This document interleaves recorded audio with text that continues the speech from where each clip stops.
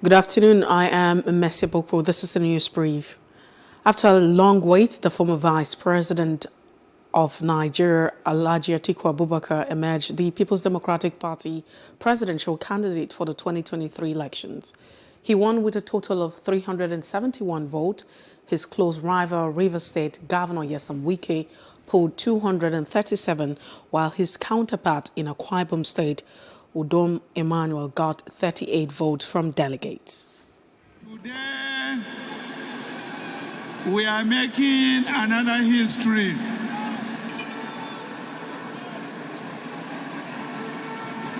A history which we believe will bring about fundamental changes in governance and also in our political processes. It is a win to redirect Nigeria, to rebuild Nigeria. It is a win to rescue Nigeria. And it is a win to change the narrative of our country. And for we, the young people particularly, we believe in the man, Alhaji Atiku Abubakar. We believe that this man is going to set Nigeria on course for greatness. I'm very happy that he won this beautiful victory. It's a beautiful victory, and we are happy. Suspended Benue Catholic priest Reverend Father Hyacinth Alia has clinched the governorship ticket of the All Progressive Congress APC in Benue State. Father Alia defeated 11 other aspirants at the end of the direct primary elections of the party held across the state.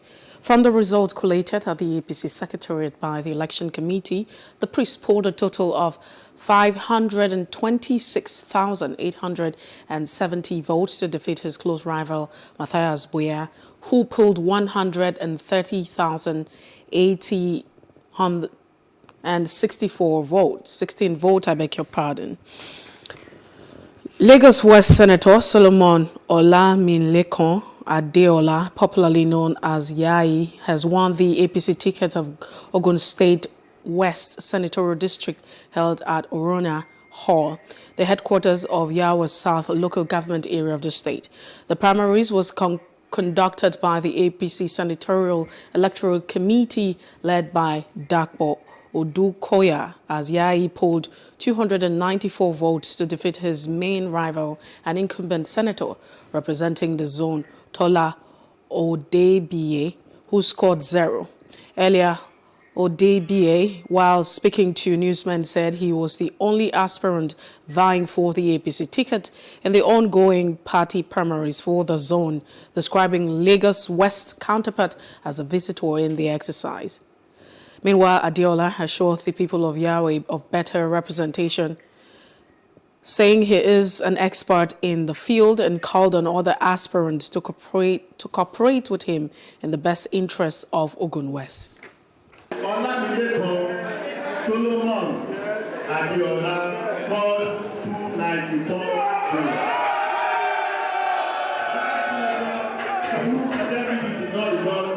I'm extremely delighted that finally we've had an opportunity. We're going to have an opportunity to now do our primaries. More importantly, I'm also excited for the people of Ogun West. My expectations is that they want the same of what has been going on, the transformation, the leadership, the developments that one has brought to bear in the last 3.5 years or so. For me, I really don't think I have, I don't even think I have an opposition at this point in time. I'm the only candidate from Ogun West. I know my people, I know where the shoe pinches, I know how they feel, and I can assure you that going forward, come 2023, after the election will have come and be held, from then there on, representative par excellence, that's what they should look for. Senator Teslim Folarin, senator representing Oyo Central Senatorial District, has won the governorship primary elections of the APC.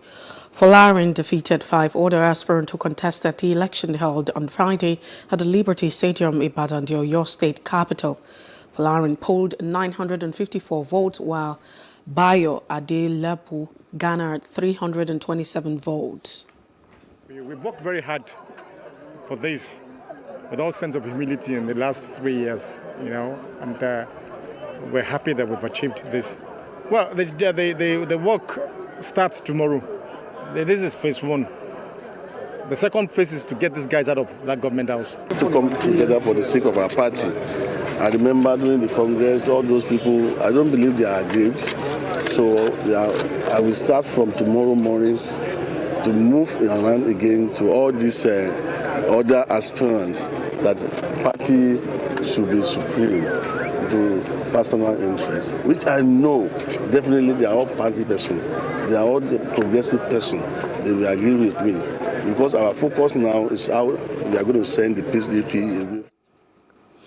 Prince Adering Adeshida, who was declared the winner of yesterday's APC flag bearer for Akure South, Akure North Federal Constituency, has faulted a call by one of his opponents and serving federal lawmaker, Honorable Mayokun Lawson Alade, that the exercise should be cancelled for a fresh one.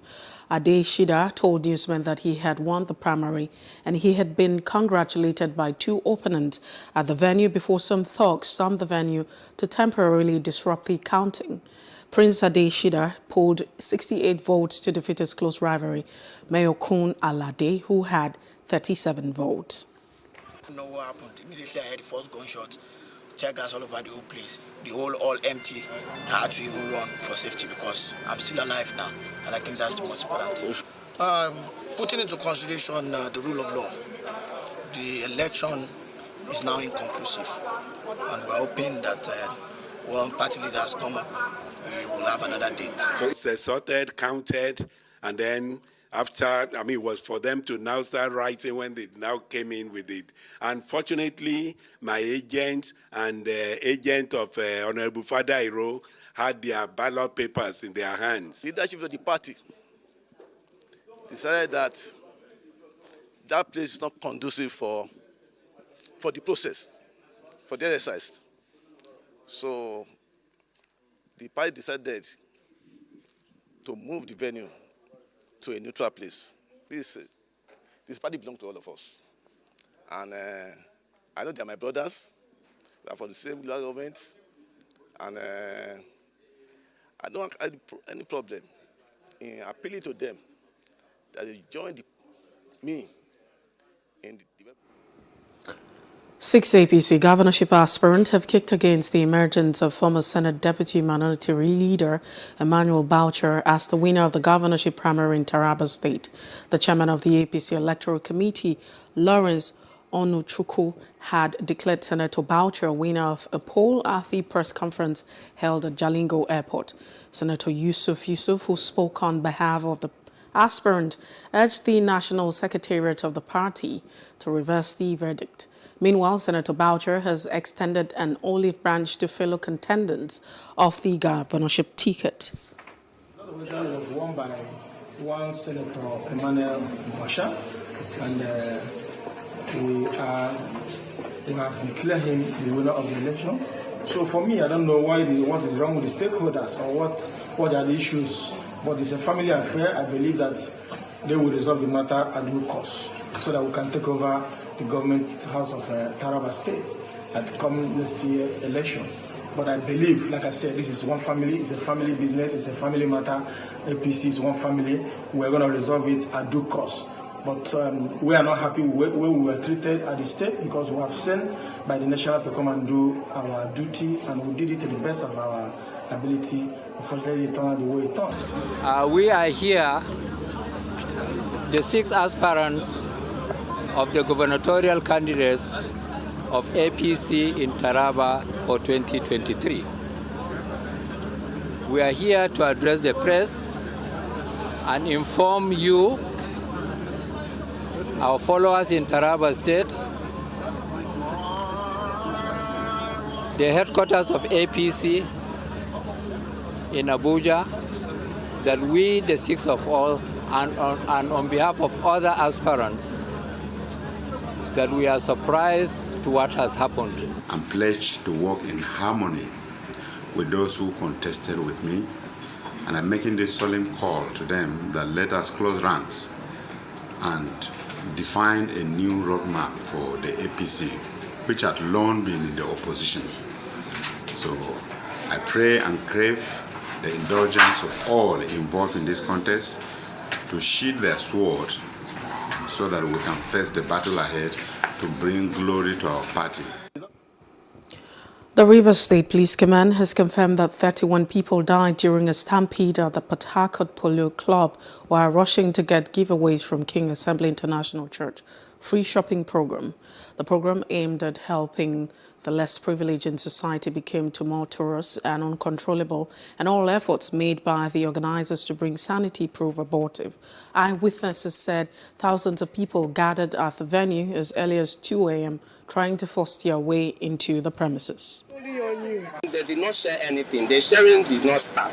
So people just, there are some people that have mentality that let me come first. So maybe I will be the one to enter first. What if I said, maybe I could find to my small daughter. When I said, come here, I saw some people with that. They took me to hospital. They are looking for my rabbi. I went there, I don't start everywhere, I don't see it again. It's been nice for us. This kind of thing that happened, I just look at it as a kind of a hunger that's in the country. I'm looking for my daughter. One of your kids Assembly invites us to come. Because last year we came. When the crowd, when we are many here, so I cannot able to carry three of them. So I raised one up, actually here. I raised one here. But this one, the place is very tiny. And I lose this one. The other one, they was pushing her because that one is 11 years old. They was pushing her. So I don't know where she is. I mentioned her name, Divine, I can't see. Meanwhile, the police said it has launched an investigation into the incident. A new ship has been added to the Nigerian Navy fleet, NNS Qadr, which arrived from the UAE with enhanced capacity against maritime crimes and illegalities within the nation's maritime domain and Gulf of Guinea. So stated the Chief of Naval Staff, Vice Admiral Zubairu Gambo, at the induction ceremony at the NNS Beecroft in Lagos. The naval chief said the vessel would serve as a multiplier force to respond to humanitarian crises and convey relief materials in support of non-kinetic operations within the region and beyond. And the last scope item is future projections. For effective deployment of the ship to perform our roles, some outstanding issues need to be given urgent considerations. These are discussed under the outstanding jobs, training, electronic charts, and armory racks. I shall start with the outstanding jobs. The ship was delivered to the Nigerian Navy with some outstanding jobs left undone due to limited time by the company to effect or complete those jobs. Some of these include the covering of the bridge deckhead and the installation of electronic chart display and information system repeater in the commanding officer's cabin, which has been paid for by the Nigerian Navy. In line with the agreement, that man assured that it will complete these jobs when the ship arrives Lagos. Now that the ship has arrived, it is vital that the company commence work immediately. Next is training. The sophistication of the Nigerian Navy ship Qadr entails that our capabilities and sustained use can only be harnessed through in-depth knowledge of operation and maintenance of equipment on board. This is more so as the vessel is wholly automated with systems that are new to the Nigerian Navy. Although the crew got some familiarization training before and during the voyage, they are yet to be trained on the primary role of the ship, which is beaching, cargo loading, as well as stability. These are specific roles that are generally novel to the Navy. Thus, this training, along with first and second line maintenance, are critical for sustained and effective operations of the ship. In few days, commercial motorcycles, popularly called Okada, will no longer apply some restricted areas in the state. This is not the first time the Lagos state government has placed a ban on activities of Okada riders, but implementation has not been effective. Our correspondent Ngozi Kauhaichesi takes a look at the renewed order and its effectiveness.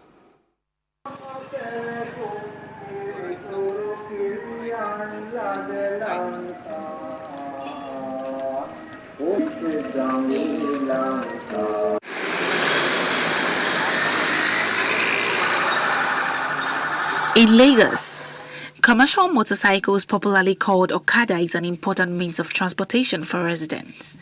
The reason is not far-fetched. the heavy and frustrating gridlock experienced on most routes across the states. Over time, there have been complaints by commuters about the reckless attitudes of some riders, which has resulted in accidents leading to deaths and lifetime injuries. Some of these riders have been accused of aiding and abetting crimes due to their quick and easy movement, while some other disobey traffic lights. The Lagos state government in the past years has ruled out laws banning the ride in some areas of the state. In 2006, under the Bola Tinubu government, Okada riders were banned from operating between 7 p.m. to 6 a.m. every day.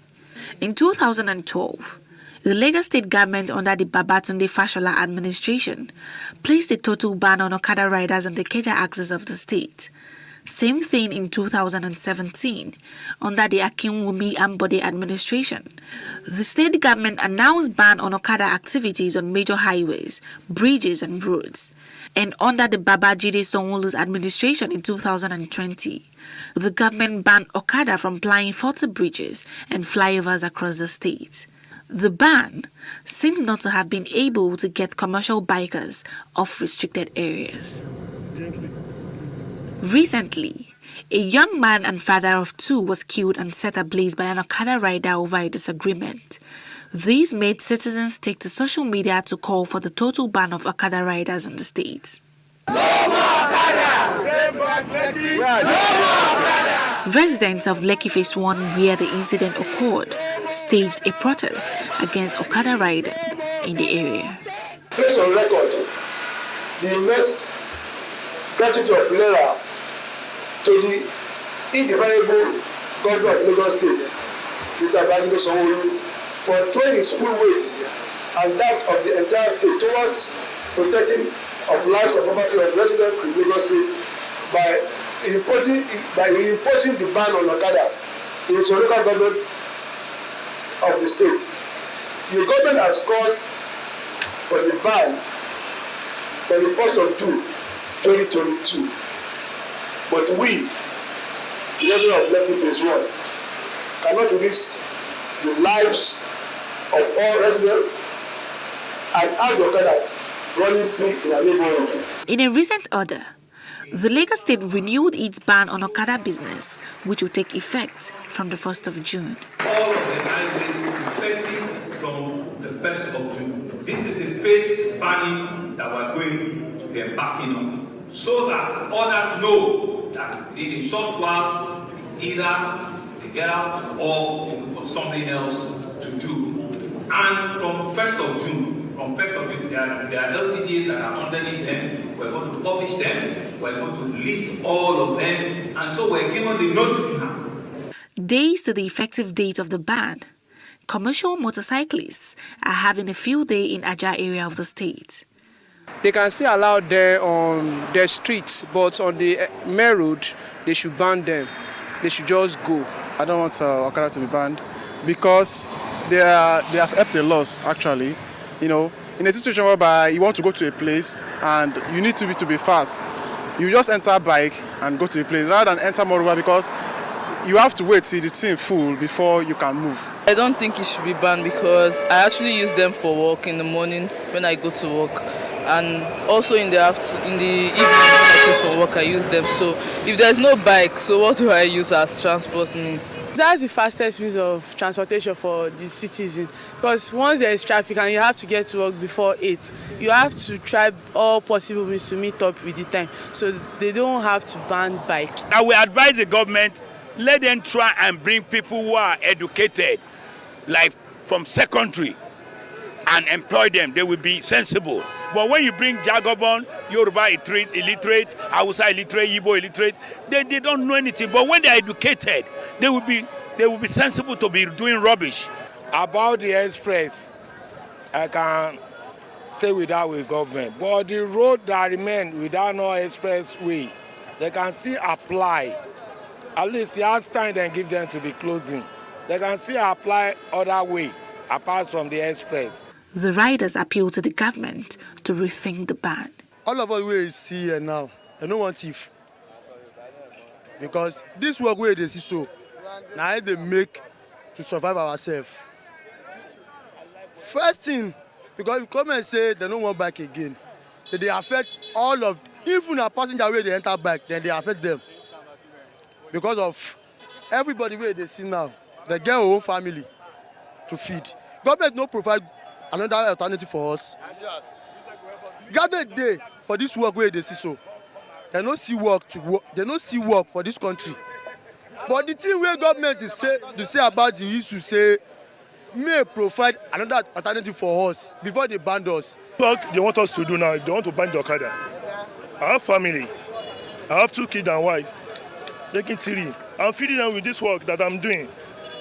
Okay, well, okay, if they say they will ban the Okada now, which work they want to provide for us? Okada. Now I tell they feed my family now. Somebody like me now, I have like 4 pikin, 2 girl, 2 boy. Now wait till I tell they pay them school fees. I don't get under work again. When push me now, which work I do again? I don't get work. I don't serve thief. I don't serve do anything. Only Okada now they do now. We see they apologize or we they beg the state government. Oh, I bet may they forgive us. Oh, because we like this, some people they don't have any other thing doing in Lagos. Now the Okada they pay them. Some people have family and they sponsor their family with bike. So we don't have anything. I beg. Best our only reason with us. So. Okada ban in Lagos State has lingered for years without effect. The coming days will expose the effectiveness or otherwise of the government's ban order on Okada businesses from restricted areas.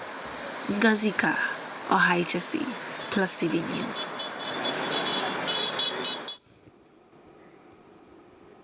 And to other parts of Africa, Ugandan government has given a 3-day ultimatum to striking allied workers to return to work or face a sack. Allied workers under the umbrella of Ugandan Nurses and Midwives Union laid down tools accusing government of failure to implement a collective bargaining agreement made in 2017 to have their pay increase. The strike has been seen by many patients and government hospitals throughout the country stranded without anyone to attend to them. However, the Minister for Public Service, Wilson Musaka, said the strike contravenes the Public Service Negotiating Consultative and Dispute Settlement Machinery Act of 2008 that stipulates that any industrial action must follow a 90-day notice after exhaustion of all other avenues. And outside Africa, hundreds of people held a bicycle parade in the capital of Colombo demanding that President Gotabaya Rajapaksa resigns. The parliament passed law to remove the executive presidency. Sri Lanka, an island nation of 22 million people, is reeling under its worst economic crisis since independence in 1948, with a severe shortage of foreign exchange severely curtailing imports, including essentials such as fuel and medicines. The turmoil has come from the confluence of COVID-19 pandemic ravaging the country's lucrative tourism industry and foreign workers' remittance, tax cuts by government and rising oil prices. Sri Lanka has also been officially declared in default by a ratings agency after the non-payment of coupons on 2 of its sovereign bonds. It has hired heavyweight financial and legal advisors as it prepares for a difficult task of renegotiating its $12 billion overseas debt. All of us feel that not having a very independent and a transparent constitution and governance is one of the main reasons for the pathetic situation that we are facing today with economic bankruptcy and political anarchy. And in business news, Bitcoin led a drop in digital assets across board, with the world's most valuable token expected to lose for the 8th week in a row, its longest such dip since August 2011. Bitcoin's price has dropped by 4% in the last 7 days. Even though this may appear to be a significant loss, the overall market took a bigger hit. Altcoins were hit far harder than by BitCity, resulting in Bitcoin dominance skyrocketing, buffeted by both macro headwinds from the U.S. central bank monetary tightening and crypto-specific fallout from the Terra USD algorithmic stablecoins implosion earlier this month, which continues to weigh on digital assets, particularly those related to decentralized finance. And in entertainment news, dancer Kafayat Shafu, popularly known as Kafi, has revealed that her former husband, John Ame, made her scared of calm people because of his action despite his reserved personality.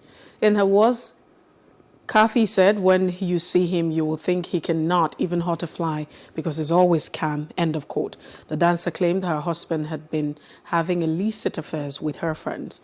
Kafi claimed that she started healing from the hurt by becoming a celibate in a marriage for 3 years before getting a divorce.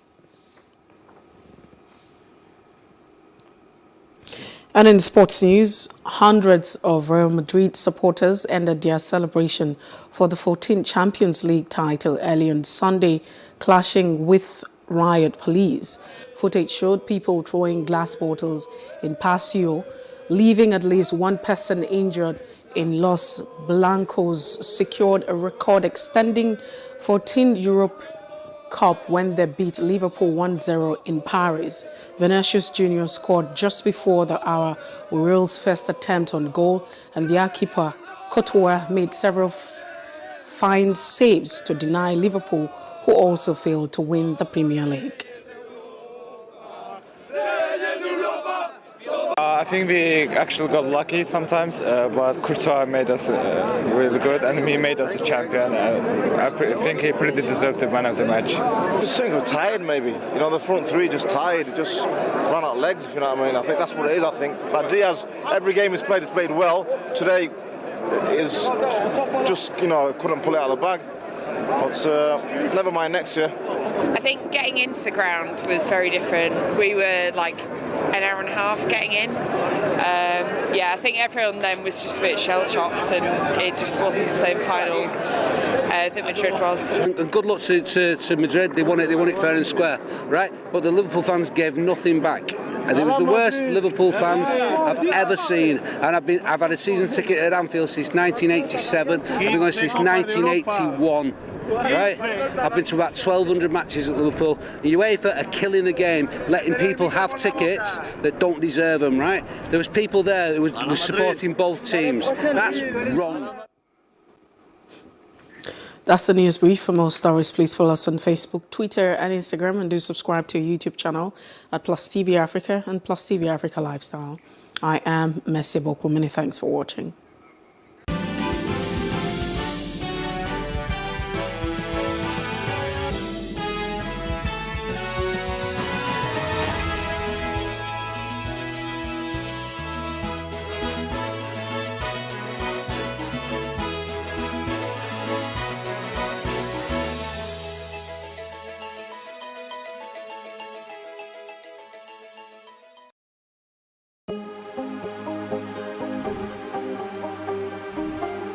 It for upcoming artists to blow in Nigeria.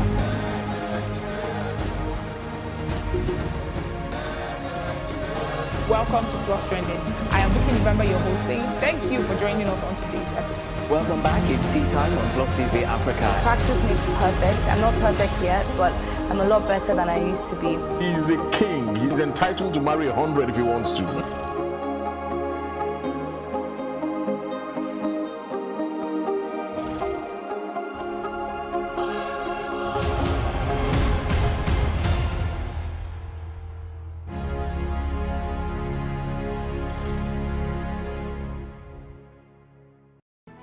There is no voting on social media.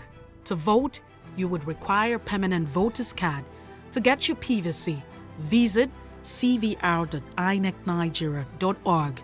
Create your account with a valid email address and start the registration process. An activation link will be sent to you. Click on the link and activate your account. Fill out the form, pick and submit a convenient date and time for your biometrics. Print the application slip, which should have your QR code. On the appointed date, go to the nearest INEC office for your biometric capturing.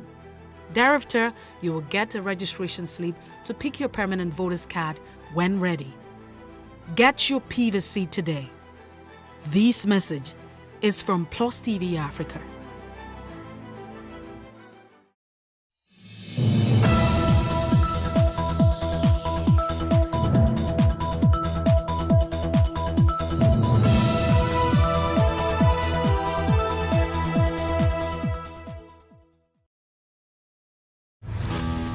I, Joseph Robinette Biden Jr., do solemnly swear. A challenging first year for President Joe Biden, from managing the pandemic to uniting the nation.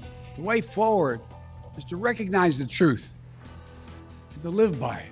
From competition with China to Russia's growing shadow over Ukraine, the challenges, accomplishments, and expectations on the Inside Story, Biden's first year.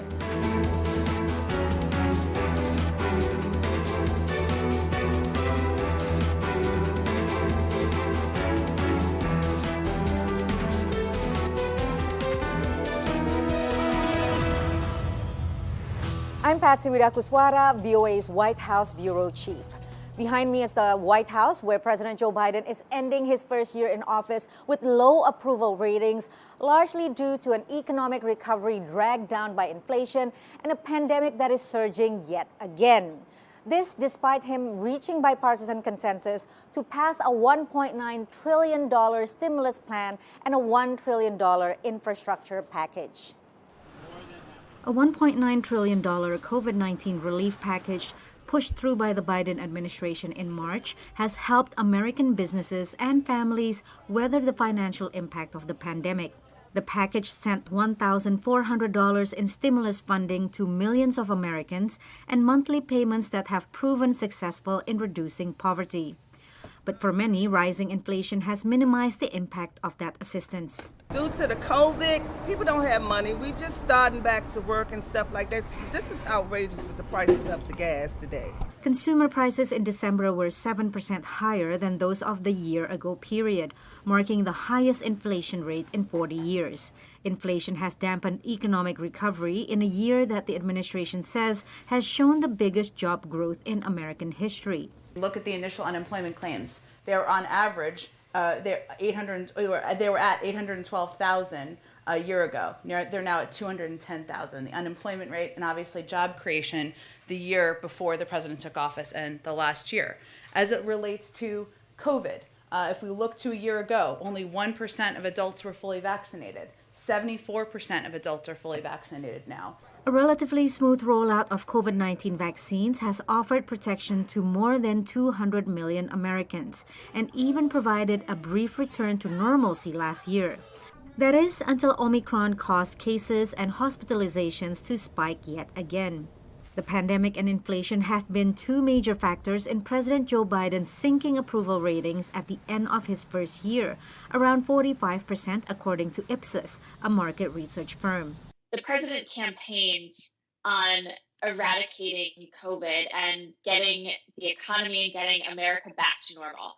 And the longer that the pandemic goes on, the more uncertainty Americans have, and frankly, the more frustration they feel about the fact that they're still dealing with the pandemic. Meanwhile, Biden's legislative agenda is also a mixed bag.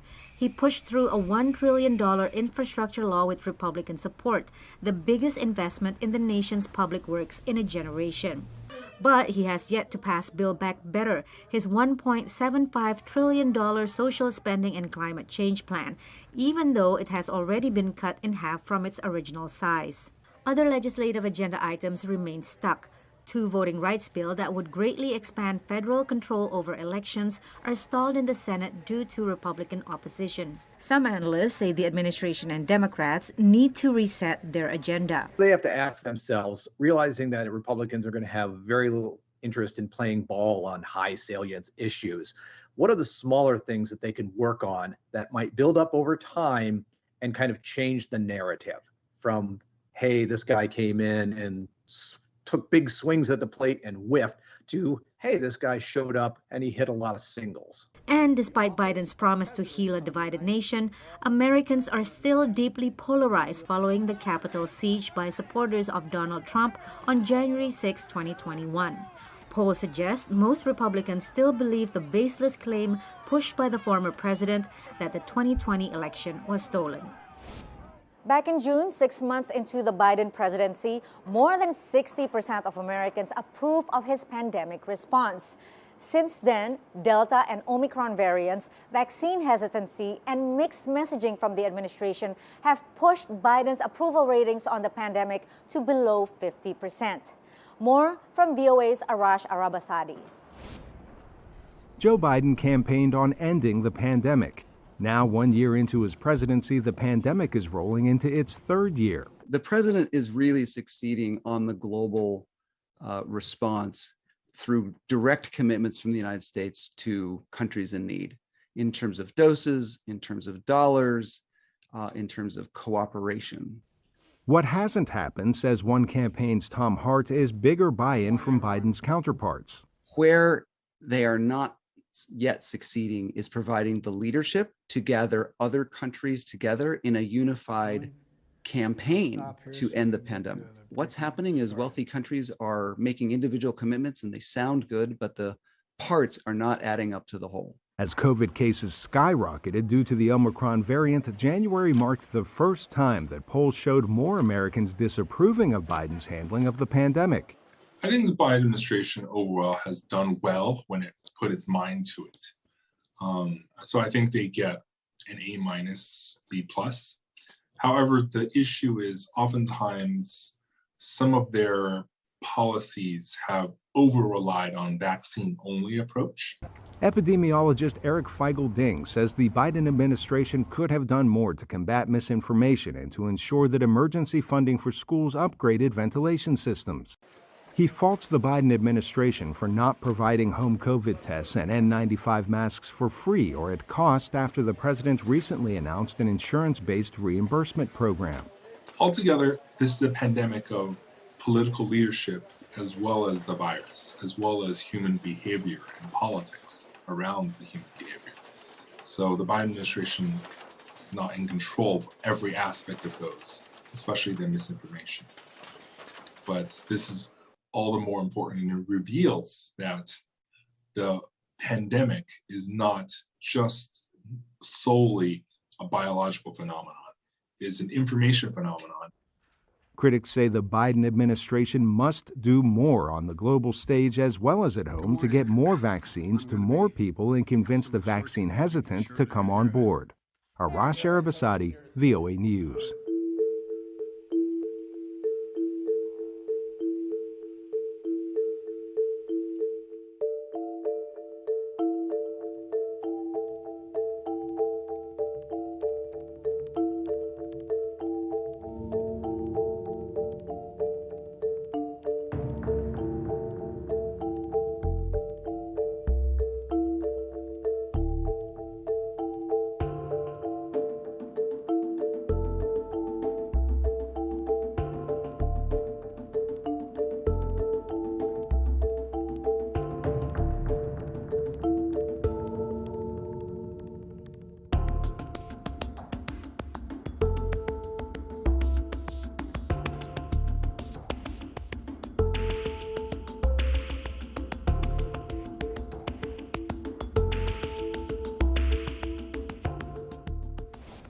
A bitterly divided U.S. Congress is presenting a challenge to Biden's ability to deliver on his agenda. And that includes voting rights legislation to prevent states from imposing laws that limit voting access.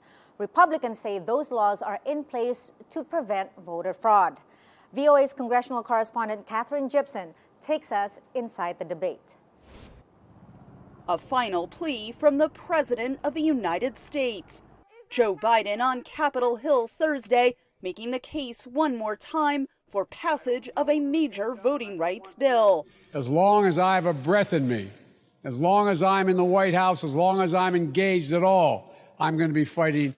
After months of failed attempts to pass the legislation in an evenly divided Senate, Biden encouraged Democrats to break the filibuster, a major rules change bypassing Republicans to open up the opportunity for debate. This is a historic chance to save our democracy, need to protect the fundamental form of American government.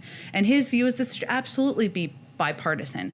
But the White House failed to convince Senator Kyrsten Sinema, who is the key Democratic vote needed for that change. Eliminating the 60-vote threshold will simply guarantee that we lose a critical tool that we need to safeguard our democracy from threats in the years to come. It is clear that the two-party strategies are not working, not for either side, and especially not for the country. Sinema's argument for compromise puts her in the company of Republicans, who argue breaking those Senate rules would be harmful to American democracy and repeatedly have blocked any attempts to debate voting rights. President Biden and Senate Democrats have been actually shouting at the American people that an evil, racist, anti-voting conspiracy will destroy democracy forever unless Democrats get total one-party control of the entire government starting next week. But Democrats say this legislation comes at a crucial moment for the United States, as it would expand access to the ballot box for minorities, including African Americans who have faced decades of discrimination and barriers to voting.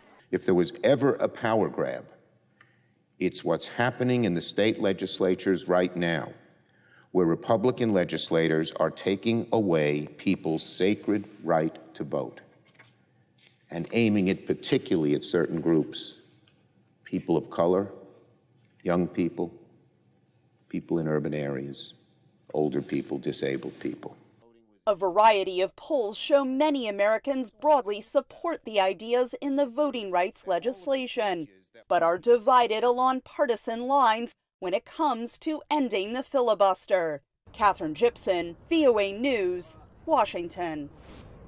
The political divide over voting rights is just one of the many challenges that Biden is facing in year 2 of his presidency, with the clock ticking towards the November congressional elections. Capri Cafaro is a former member of the Ohio State Senate. She is currently an executive in residence at American University School of Public Affairs. She spoke to Inside Story producers Elizabeth Chernev. The president is, of course, facing pressure from across the aisle. He's also facing pressure from the different wings of his party, the progressive and the moderate wings of the Democratic Party. What do you feel is the impact of that infighting for Democrats for the midterms and then also for the party's future?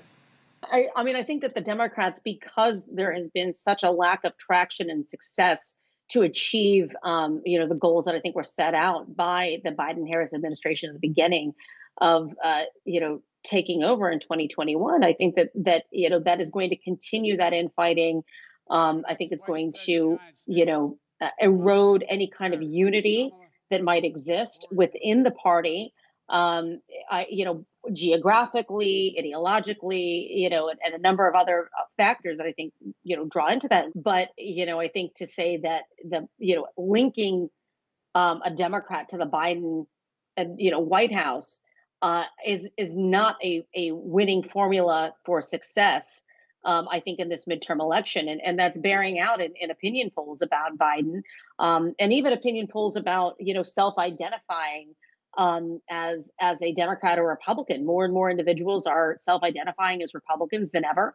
And I think part of that, is because there is this perception, whether or not it's real or not, but I think there's a perception that the Democratic Party maybe has lost sight of, maybe wanting to compromise. Maybe it's more progressive than what people perceive as a center-right nation in the United States. So it really is going to be a very difficult midterm climate. So the public's general impressions right now are kind of hovering around 40%, give or take. Somewhat low, but they may not be lasting, and there's always fluctuations in opinion. What can President Biden do you think, to sort of regain public confidence in his administration's ability to get things done? I think it would be wise for President Biden to maybe work with the Democratic leaders in the House and the Senate to pare down some of these very large agenda pieces of legislation, whether it's voting rights or even the social spending bill. Pick out 2 or 3 items that they feel they can actually pass or might be able, like the child tax credit, or even some of these matters of paid family leave. There are some elements that I think might be able to get traction by both Democrats and Republicans. Focus on the items that may have the best ability for success and actually get passed into law. And I think sending that message to the American public as well as to Congress, I think would say, the Biden administration is here not to just put forth what we often hear as a wish list, of policy priorities, but actually mean business to pass the elements that are possible in order to at least move the ball forward. Under Biden, how would you assess the U.S. relationship with both Russia and China right now? I would say that, the relationship is strained, obviously, with both Russia and China. And in some circumstances, certainly with China, our relationship, even under the Trump administration, was strained because of, the tough stances that the Trump administration took on matters of trade and tariffs and the like. And I think, those matters continue. Democrats historically have been very critical of, unfair and unbalanced trade relationships between China and the United States, and workplace and human rights violations that exist in China. Those things, I think, remain a sticking point. The same I would say with with Russia. I think that, again, depending on who you're talking to, some may say that we are weaker with Russia, depending on sort of the position you take, because I think that the argument may be, well, in the previous administration, Russia would not have encroached on Ukraine, and it was under the Obama administration that Russia went in and annexed Crimea in 2014. The United States isn't stepping up for lethal aid, and so we're weak. All of those things, are definitely part of the narrative as far as the United States not being strong enough against Russia. But there is no two ways about the fact that the relationship between the United States and the Russian Federation remains incredibly contentious. President Joe Biden came into office with the message that America is back. He promised that diplomacy would replace military power as the main instrument of U.S. foreign policy. 1 year in, we take a look at how America's allies and adversaries are interpreting that message. It's been quite a year in U.S. foreign policy, with the chaotic withdrawal from Afghanistan in August widely seen as the biggest failure of President Joe Biden's first year in office. Terrorism has intensified, and the Taliban takeover has led to sanctions that have put Afghanistan in a position where it has an acute humanitarian crisis that could well lead to mass famine. And I think that this very precipitate, chaotic U.S. withdrawal is seen as linked to those outcomes. The withdrawal is in line with the administration's goal to decrease military engagement in the Middle East. But challenges remain, including existing tensions between Israelis and Palestinians and the stalled effort to rescue the Joint Comprehensive Plan of Action, or JCPOA, the 2015 Iran nuclear deal with world powers that the Trump administration withdrew from in 2018. Still, following years of America First under former President Donald Trump, Biden's message is that America is back. We'll stand up for our allies and our friends and oppose attempts by stronger countries to dominate weaker ones, whether through changes to territory by force, economic coercion, technical exploitation, or disinformation. But we're not seeking, say it again, we are not seeking a new Cold War or a world divided into rigid blocks. But Biden has drawn fault lines, what he calls the struggle between democracies and autocracies. He rallied more than 100 countries at a virtual summit for democracy in December, excluding Chinese President Xi Jinping and Russian President Vladimir Putin, whom he met virtually on separate occasions, reinforcing a key theme in his foreign policy doctrine. Global cooperation around complex issues like the environment and pandemics that require cooperation with China, that require cooperation with Russia. But on the other hand, also trying to keep on this theme of the United States will cooperate with democracies. The United States is a democratic nation, and the United States does see an authoritarian challenge as a significant challenge. China, now a major adversary in military might and geopolitical influence, is Biden's foreign policy priority. But Russia, another rival, is not staying on the sidelines, mobilizing tens of thousands of troops along the Ukrainian border. Russia is not a solved problem. It's still a major actor that has interests that are divergent with the United States and our European allies. And so it really can't be put in a box. I think what we're seeing here is some behavior from the Russian Federation to remind the United States that it's still there, it still has interests that it wants to pursue, and that those interests can't be ignored. Another unsolved problem is North Korea, where the administration is unwilling to cut a deal unless Kim Jong-un commits to winding down his nuclear weapons program. In this week's Press Freedom Spotlight, Julian Assange is appealing to Britain's Supreme Court to reverse a lower court ruling that the WikiLeaks founder be extradited to the United States. The 50-year-old founder of the whistleblowing website is facing charges of hacking and theft. But press freedom advocates say Assange's case could have broader implications. More from our Henry Ridgewell in London. The ruling by British High Court judges Friday overturned an earlier court decision in January blocking Julian Assange's extradition from Britain to the United States. In that earlier decision, Judge Vanessa Baraitser ruled there was a high risk that Assange would commit suicide if held in an American prison. US prosecutors appealed, and the British High Court has ruled in their favour. Basically judging that the assurances they gave to the UK that Assange would not be subjected to basically isolation or solitary confinement unless he does something new to merit it, that those were sufficient to address the concerns raised by Vanessa Baraitser about Assange's likelihood to commit suicide in US jails. US authorities accuse Assange of conspiring to gain access to US military databases containing classified documents that were later published in WikiLeaks. Supporters of Assange reacted to Friday's court ruling with dismay. Assange's fiancée and mother of his child said the US assurances were inherently unreliable. Julian represents the fundamentals of what it means to live in a free society, of what it means to have press freedom, of what it means for journalists to do their jobs without being afraid of spending the rest of their lives in prison. Friday's ruling now leaves the decision to extradite Assange in the hands of Britain's Home Secretary Priti Patel. However, defence lawyers can appeal the ruling. They've also talked about appealing the underlying decision that ruled this did not impinge on journalism. It's unclear whether they're going to do that next. They also could appeal to the European courts. Recent revelations could be used by the defence in their appeal.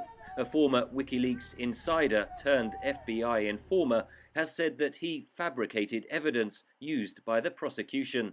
And in September, Yahoo News published a story alleging that the CIA had plotted to kidnap or even kill Assange in 2017.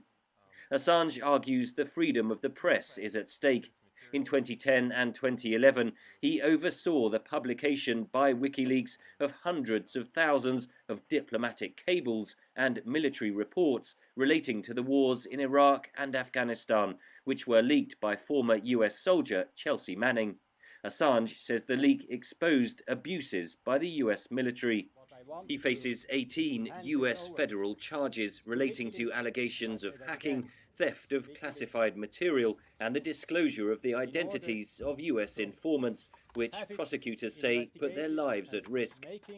One of the things Baraitser said in deciding that he was not protected as a journalist is that at the very same time he was soliciting these files from Chelsea Manning and offering to crack a password in doing it, he was also hacking targets in Iceland.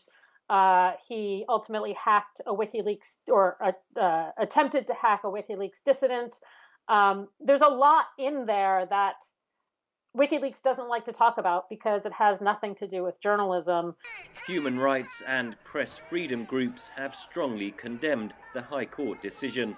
Any appeals must be lodged within the next 2 weeks, but it's possible judges would reject any further hearings on the case. Henry Ridgewell for VOA News, London. That's all the time we have for now. Follow me on Twitter at pwida_kuswara. Follow VOA News on Twitter, Instagram, and Facebook. Stay connected at voanews.com. Thanks for being with us. See you next week on The Inside Story.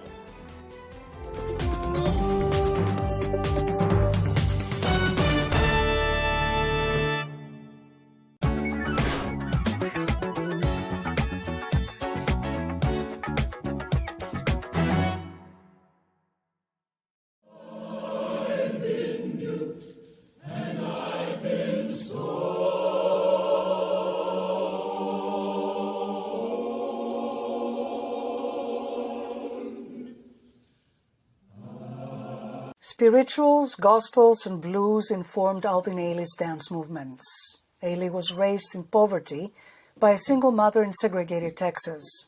His upbringing informed his choreography, a blend of modern dance and ballet, speaking to the Black experience. Using archival footage, filmmaker Jamila Wignot explores the influences behind Ailey's creative genius in her documentary, Ailey. I really wanted to come at it in the way that Mr. Ailey came at it, and that was about let's acknowledge that there is pain and struggle in this story, but let's also look at what are the essential things that keep us going, and where are the strengths, and what is true to the everyday experiences of being in this particular community. Identity was a strong message. Being able to say through the choreography, I am, was a very, very important theme that ran through the dances.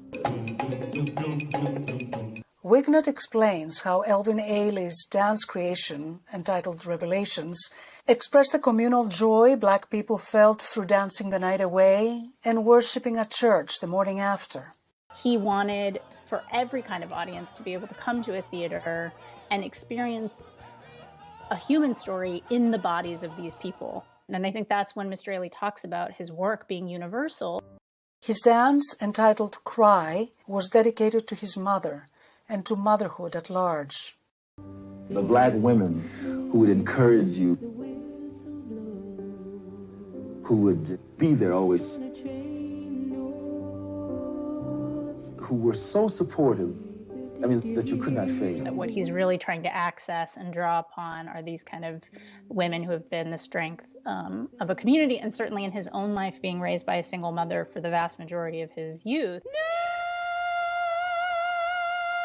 Wignot hopes the documentary offers insight into Ailey's inner psyche as a prolific choreographer of 72 dance works, as an aloof individual, and as a gay African-American who did not allow himself into permanent relationships. He has this kind of heroic quality to him, as well as these real human struggles.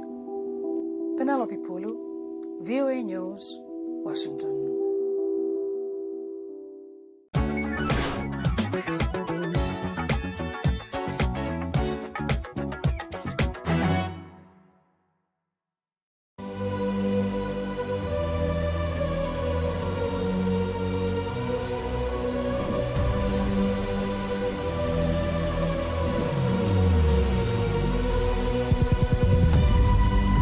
What we do not understand, we will stigmatize.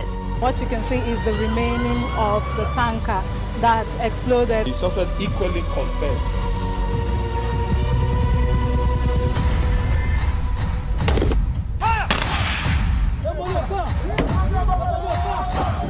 Now 500 naira they collect them. If you no talk, then go beat you. Now 2,500 they pay.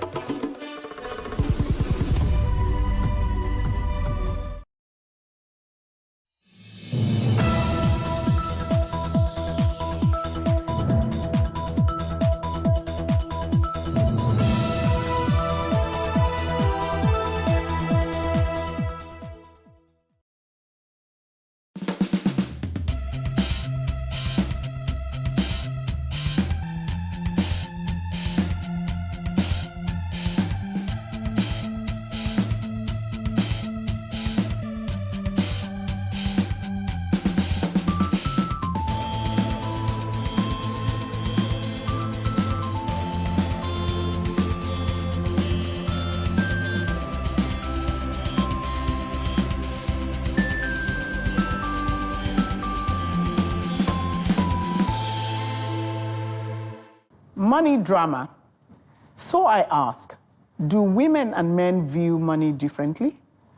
Is the attitude to money gender specific?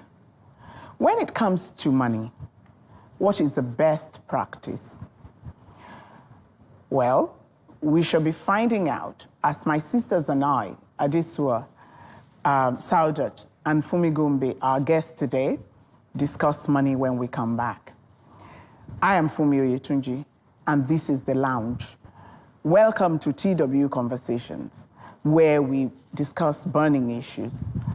We'll see you after the break.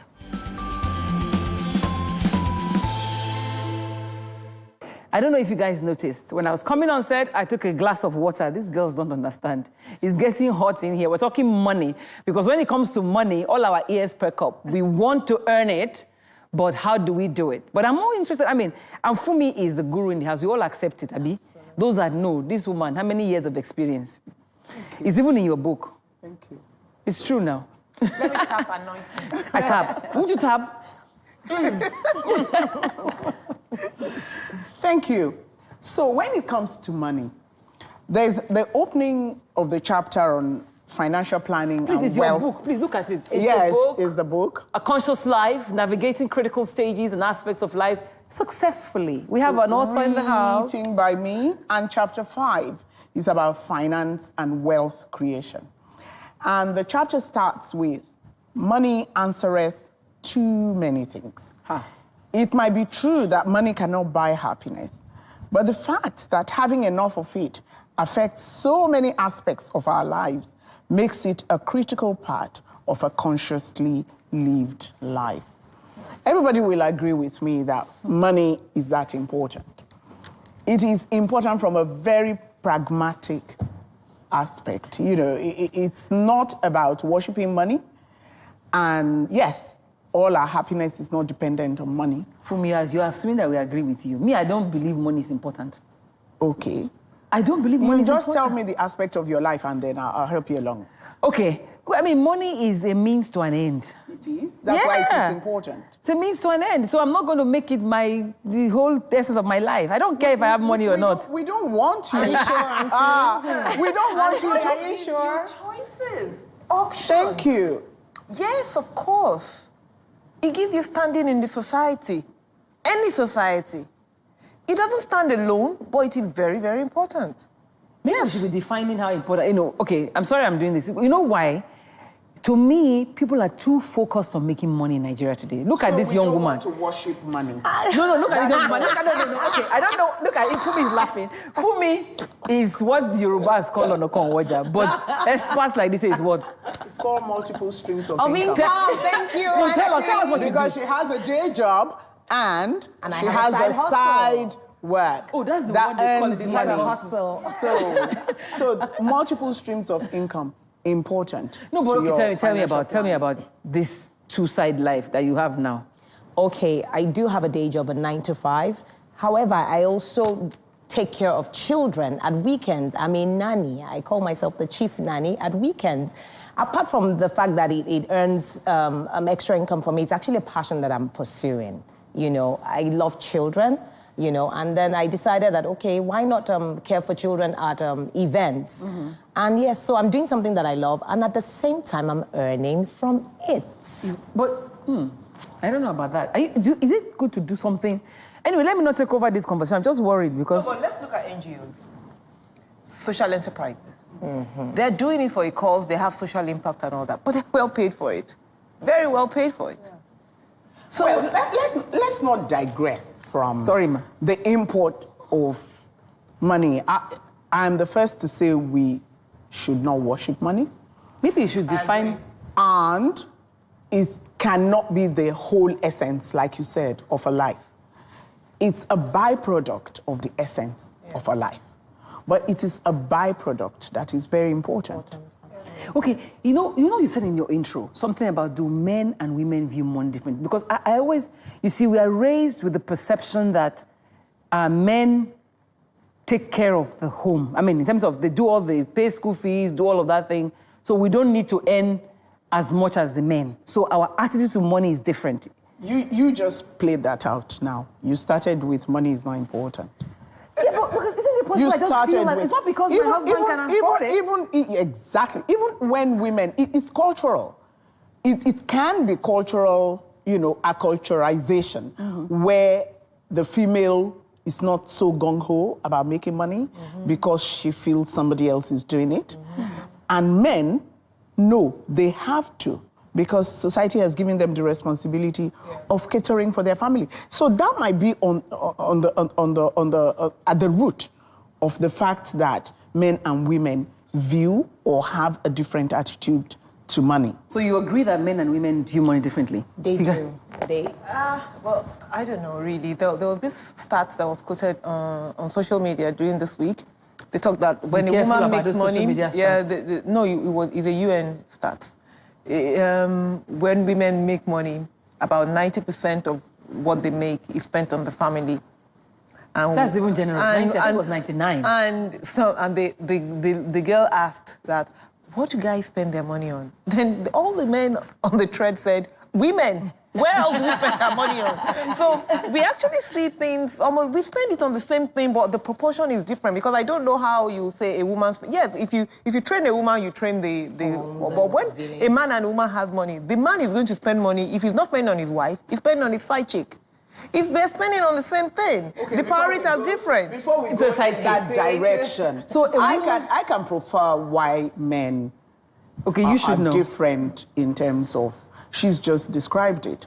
99% of our money, or female money, gets spent on family and food and children, while men are more strategic about their spending. They make money, but we've also put the responsibility of finding a home on them. So he knows either he has to build a house or he has to pay the rent. Yeah. He has extended family that they expect him to look after. So the men are pragmatic and strategic in the way of, you know what? When I get that pay... Can we be like that? We can. Some women are like that. Some women are like that, exactly. Even in today's homes, in the young homes. I don't know about that. Okay, but you find that some women are earning a bit more than their husbands, and they've had to take that strategic outlook, on how to spend the money. Multiply the money. Absolutely. Yeah. So it depends on the role you're giving in a family. Yes. So it's a question now of, is it who earns it? Well, first of all, I think we've all agreed here that perspectives change, and it's almost like it's cultural. The import of every one of us taking money seriously is actually about planning it. And we were talking about the role you're giving in the family is what helps you to be strategic or not. No, who gives you a role? Is it by virtue of what you were raised to be, or by virtue of... There's culture, you can assume it, but you can also unlearn what culture placed on you and become more strategic and pragmatic about money. And this discussion should be about getting more people on board to be pragmatic. Okay. Yes, I believe so. In the first place, I think, I should ask you, I think that when people are financially independent, it contributes to their confidence. Absolutely. Whether it's a man or a woman. Your confidence, your standing in the society, everything, it gives you options. I don't want to use the word power, but in the end, it is power. It is power. Okay, aren't we having problems now these days? We say men are the ones that are the primary providers. So culture has made it that way, and therefore they are more pragmatic about making money. Yes. When the shoe is turned on the other foot, because what you find that since Beijing, a lot of us are going out, we're working, we're earning money, and when we make the money and we have more than our husband, isn't that a trouble too? Why? It should not be a problem. But isn't it? Is the question I'm asking. Doesn't it create... I can give you stories. In fact, I'm sure you can... I can give you stories on the other side, too. On the other side, too. When the man makes the money and we don't see it. No, apart from that, even though you don't see it, some men make the money and they turn their wives into slaves. Yeah. So it's not about when a woman makes money, she becomes the Lord. It's the person's character. On the other hand, can I also say that because, I don't earn more than my husband, but I've always been a very substantial earner in the... And I think it's about the confidence of the man you're with. Thank you. Exactly. I think you just that hit the nail on the is head, actually. all there is. When a man is confident in his role and position in the family, and I always say to men, it's a shame if you're living with somebody who can be a good earner and a helpmeet in financial situations, and you don't take the advantage of it. It's a shame, and it's a waste. Because what, like the Bible said, what two can do, two strong financial heads can do, is much more than what one is doing. You know, I think Saudat made a point there, which I would like you to speak to. That it depends on the character of the person. Because you must understand that if, for example, I know a friend who, her husband was out of a job, right? And she is a caterer. She used to go out to work. And she would go to cook and everything. She comes back and she still does the work at home after going out. There was a day her son had homework. It was raining. She had gone to go and do some catering job and came back. She came back. The man didn't get up to help her. She came back and the son had homework and the guy says, aren't you going to help your son to do the homework? And she burst into... Of course. To quarrel and a fight. Look at you, sitting down there doing nothing. Yeah. He went to report her that the woman is insulting him because he doesn't have money. Culture. Yeah, not only culture and the circumstances. That's another issue. You see, sometimes we cross the matter of money with other matters. The fact that a man is unkind to his wife, whether he has money or he doesn't have money, he can be kind, he can be unkind. But isn't it easier? By the way, you know, that woman was frustrated and she had come back, she was tired, and this man was actually the one that had the first lunge into her. Won't you? You know, so I think we always use other matters to kind of cause trouble for money and who earns money, who controls money. Just because in our culture for a long time, the men made the money and they controlled the money. Well, ladies, I must take a break. Okay. It might not even be true because our old mothers were traders. When we come back, but the truth is there's drama in money, Sha. There's drama in money. So let's take a break. There's drama in money. We'll be right back. Well, as we come back, we promise ourselves that we'll talk about the drama in money. And I think I want to start from Fumi Event Nanny. Not Fumi. Because Fumi, I talked to her some time ago and she was telling me about how she went to the wedding and then the kids were just running all over the place. The daddies were confused. The nannies were confused. That was what set up what you're doing. But you see, where I'm going to is a function of men and women think differently. If it was a woman that was left to look after those children, she won't be as helpless as a man is. So we view money differently and so we act towards money differently. And that's what causes the drama. The drama? I totally agree with you. Yes, we do act differently to the perception of money.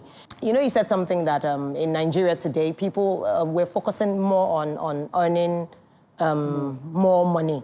And why is that? Perhaps because there's a lot of pressure sometimes on people. You have a lot of extended family problems, you know, and so you feel like, you know what you're earning at the moment is not sufficient. There's a need to always earn more. And that puts pressure. You know what, aside from that, I actually recall a friend of mine saying that it's probably even spiritual as well, because the Bible says that, yes, this was her own analogy. She was like, the Bible says that you should replenish, you should be fruitful. So when you've earned, you know, there's always an urge to want to do more, to earn more. You've earned 10 million today and you're like, I should be able to earn much more than 10 million. Are we putting ourselves under more pressure, Saudat? Sometimes I think social media makes that. Yes. Our mothers have been earning money forever, even more than our fathers. We have a lot of people that their mothers was one that paid school fees and house rent and stuff and kept quiet. Some of our mothers that own large shops and they will just be there. And everybody would think that, if this man, and now you think he's the husband that you do something. But it's just now that a lot of women, because we watched those women, those of our mothers and our grandmothers, we watched how our fathers that did not put money on the table took them for granted and made them look small. And because now the world is a village now, we now feel empowered. And yet you feel that as if it's disrespect, someone has cheated you. So a lot of we women now don't want to take that nonsense anymore. Yeah, I pay the bills just the way you pay the bills. So if I'm going into the kitchen, my friend, come and do something here. So we don't want to do that anymore. Everybody now, we know that our women can earn. They've been earning income for years, but it's just that we are now more vocal. And also now we're doing some jobs that we were not, they were not doing white-collar jobs before. They were just doing those small now we're doing other things. Now women are now stepping forward to do white-collar jobs and earning, and they also want to be MDs and EDs and governors and stuff like that. You know, and again now we want to travel, want to buy designers, want to do, so there's need for more money now. And why not? So do you think money makes respect difficult? I mean, you've always been independent. You are the only girl in your house. Do you feel special? Does it change anything?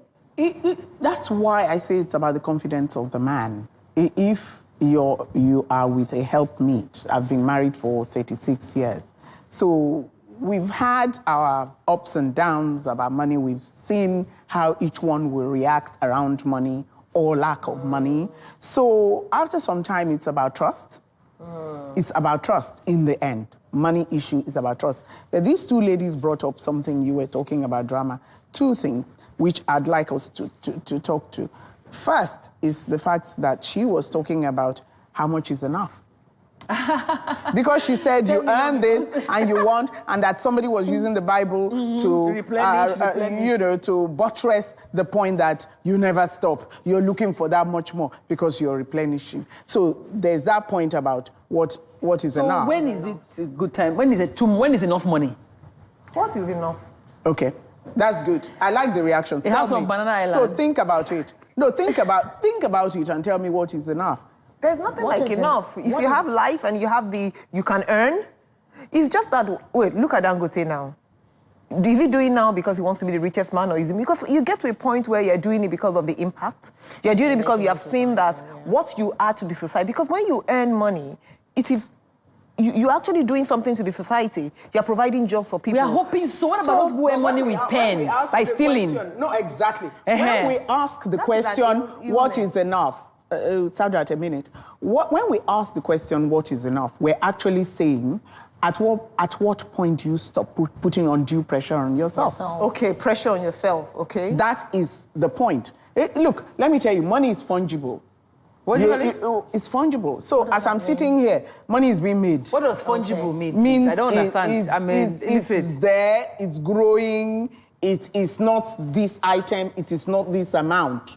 Do you understand? Because when you were saying, what is enough? I was waiting for either of you to give me a figure. 10 million? And I would have said, what is enough is relative to different people. Yeah. So can I just introduce a financial planning thing that would be very helpful to you? Is it in this book? It is in here. Buy it, Joe. The whole point. Yes. Buy the book. At Latana at Quintessential. Okay. This enough matter. There are two issues to consider when you're thinking about what is enough. It is, at what point do you stop putting pressure on yourself?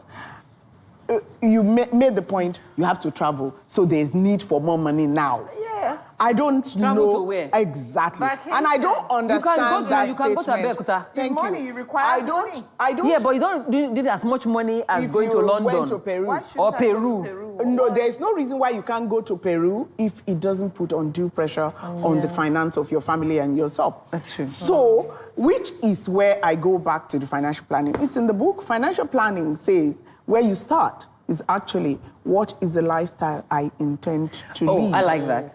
You determine your lifestyle. Yes. Ajegule or Banana Island. When you have reached that, it's then easier to work back and kind of work at what we need to do, what it will cost, and the path you will take to get there. But it gives you a more organized aspect to life. By the way, you talk Dangote. I'm not one of those that like mentioning people's names because he's acknowledged as Africa's richest. No, the man so we can mention rich. His name. The man, you can mention his name, but the man is rich.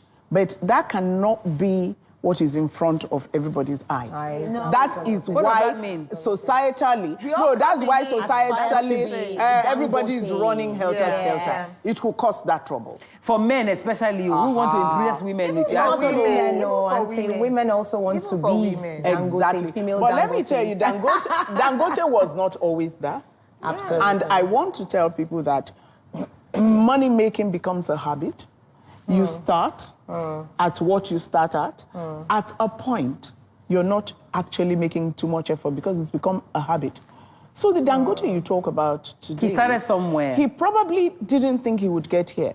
But as he worked hard, as he did his transactions, it became a habit. Okay. And you don't wake up one day and stop. Sis, let me tell you something. Yes. You can do all the things that Dangote did, and you won't end up that way. Definitely. So which is why I want to say, I'm curious to know what our own habits are. What are your habits? What are your money habits that you have developed? Me, I married saying that his money is our money. My money is my money. And it's still like that, oh. I really don't care because I changed my name from Osunde to Onyenokwe. So those children are Onyenokwe. So they are your responsibility, even if I have Dangote. Do you understand? Okay. So it might be a terrible warped perception, right? Yeah. But that's the way I think. How do you think? I want to believe almost all women actually think Don't say that. so. No, don't assume. Okay, I said I want to believe, okay. You know, that... I also started out that way saying, oh, Gombe, your money is for the house, for all of us. And my own money is my own money. Apparently, I've changed your mind. I have changed, trust me. Over the years, life has happened. Yes, life has happened. And I think I'm wiser now.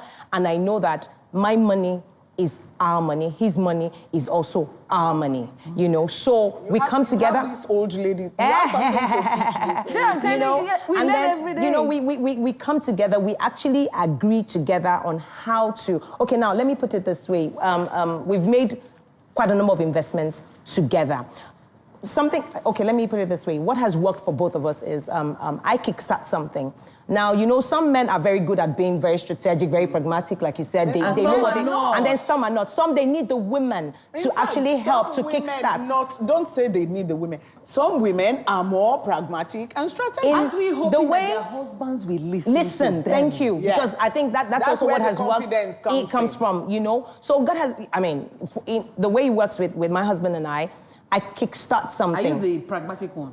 We're both pragmatic. Maybe she might be the initiator. I'm the initiator, thank you. But however, you see, no. I like that word. I truly am the initiator, you know. And his strength is, he takes it and then he runs with it and he finishes. Dangote tomorrow. Tomorrow you go. No, for me, my money is our money. His money is our money. Have you always been like that? Yes, we've always started that way. It's our money. So I don't even control it. I don't even want to control. I don't even want that pressure. So even if I put money down for something, nobody will, even the kids will not even know I'm the one that put the money down because he himself, the way he behaves, as if the fact that he put this money down doesn't mean you have a right to open your mouth for anything. This is how we're going to do this thing. And sometimes I go like, I think I put this money down, you know. But we've had. I'm okay with that because I don't even want that pressure. But even when we're talking about doing stuff together, I also am the initiator.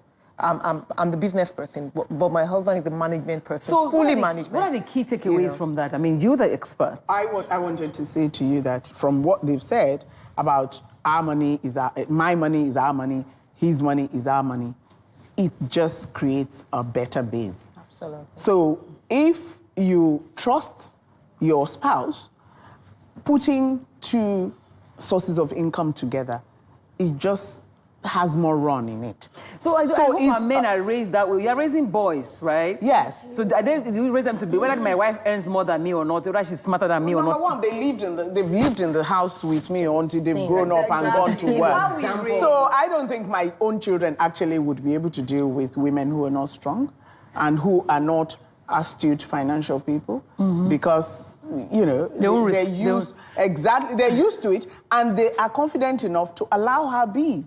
I think we must give our final thoughts. We have about 2 minutes. And I would just say, for example, while I say our money, his money is our money, and my money is our... You know, they just said it now. Women, they spend all their money in the family. But I've learned that actually having your own money gives you a lot of respect. And women should understand that, right? And I'm hoping that men will also understand that if she's earning more, anytime she tells you, why are you drinking that beer? It's not a personal assault. Because if I'm the one that bought it, is it because she bought it in the fridge? You know what I mean? They have men who do that to their wives. And I'm hoping that men would understand that if she's earning more, it doesn't diminish me because they feel like they've been, you know, they've been castrated sort of if the woman is doing all the work, you know. So final words from all of you, if you don't mind. Let's start with you, Saudat. Money, ambition. I just want women to know that there's nothing wrong in being ambitious. There's nothing wrong in wanting more money. There's nothing wrong in it. Ambition. No, of course, when you have a huge ambition, is to achieve something in life and also earn money. There's nothing wrong in that, in being ambitious. There's nothing wrong in wanting more money. There's nothing wrong in being independent. And you would say work for the money? Work for your money, and being who I am, being a financial person, I say there's a wealth-generating mindset. Okay. And these are I need to hear that. Yes.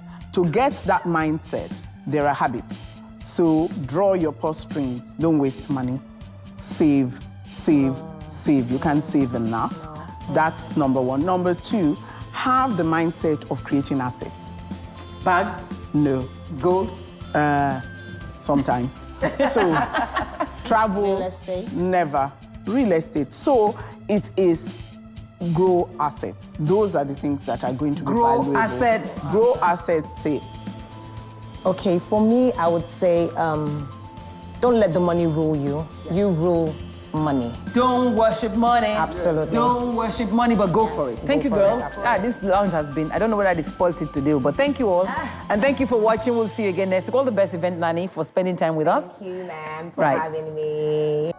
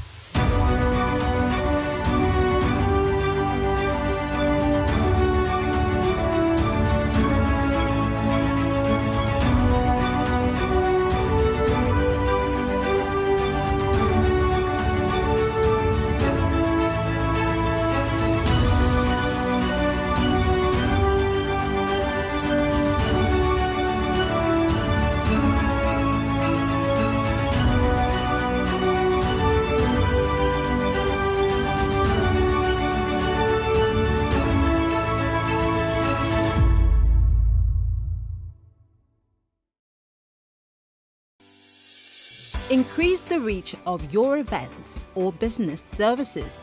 To advertise on Plus TV Africa, please call 0906 000 5719 or 0909 040 8408, or send an email to marketing@plustvafrica.com.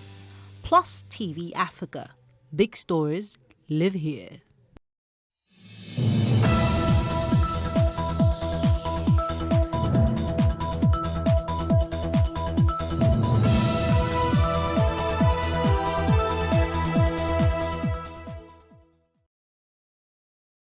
From north to south and east to west, life in Nigeria has become dangerously unbearable. The country is faced with what seems to be endless waves of homegrown security threats and violence. Nigerians live in fear, from terrorism to kidnappings, armed banditry, farmer-herder clashes, ethnic violence, and separatist agitation. To better understand the causes of the unrest, as well as the true agitations of the people, Searchlight travels across Nigeria. The bandits, I use the dark place, the forest place, to hang around.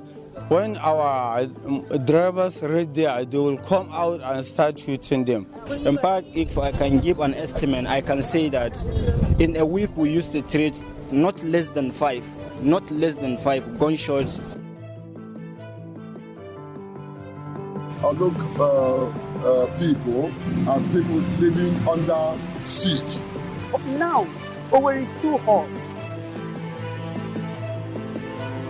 No rest of mind. To sleep for anybody. If you sleep now, sleep with one eye closed, one eye open. Be vigilant. This is Igbora for you.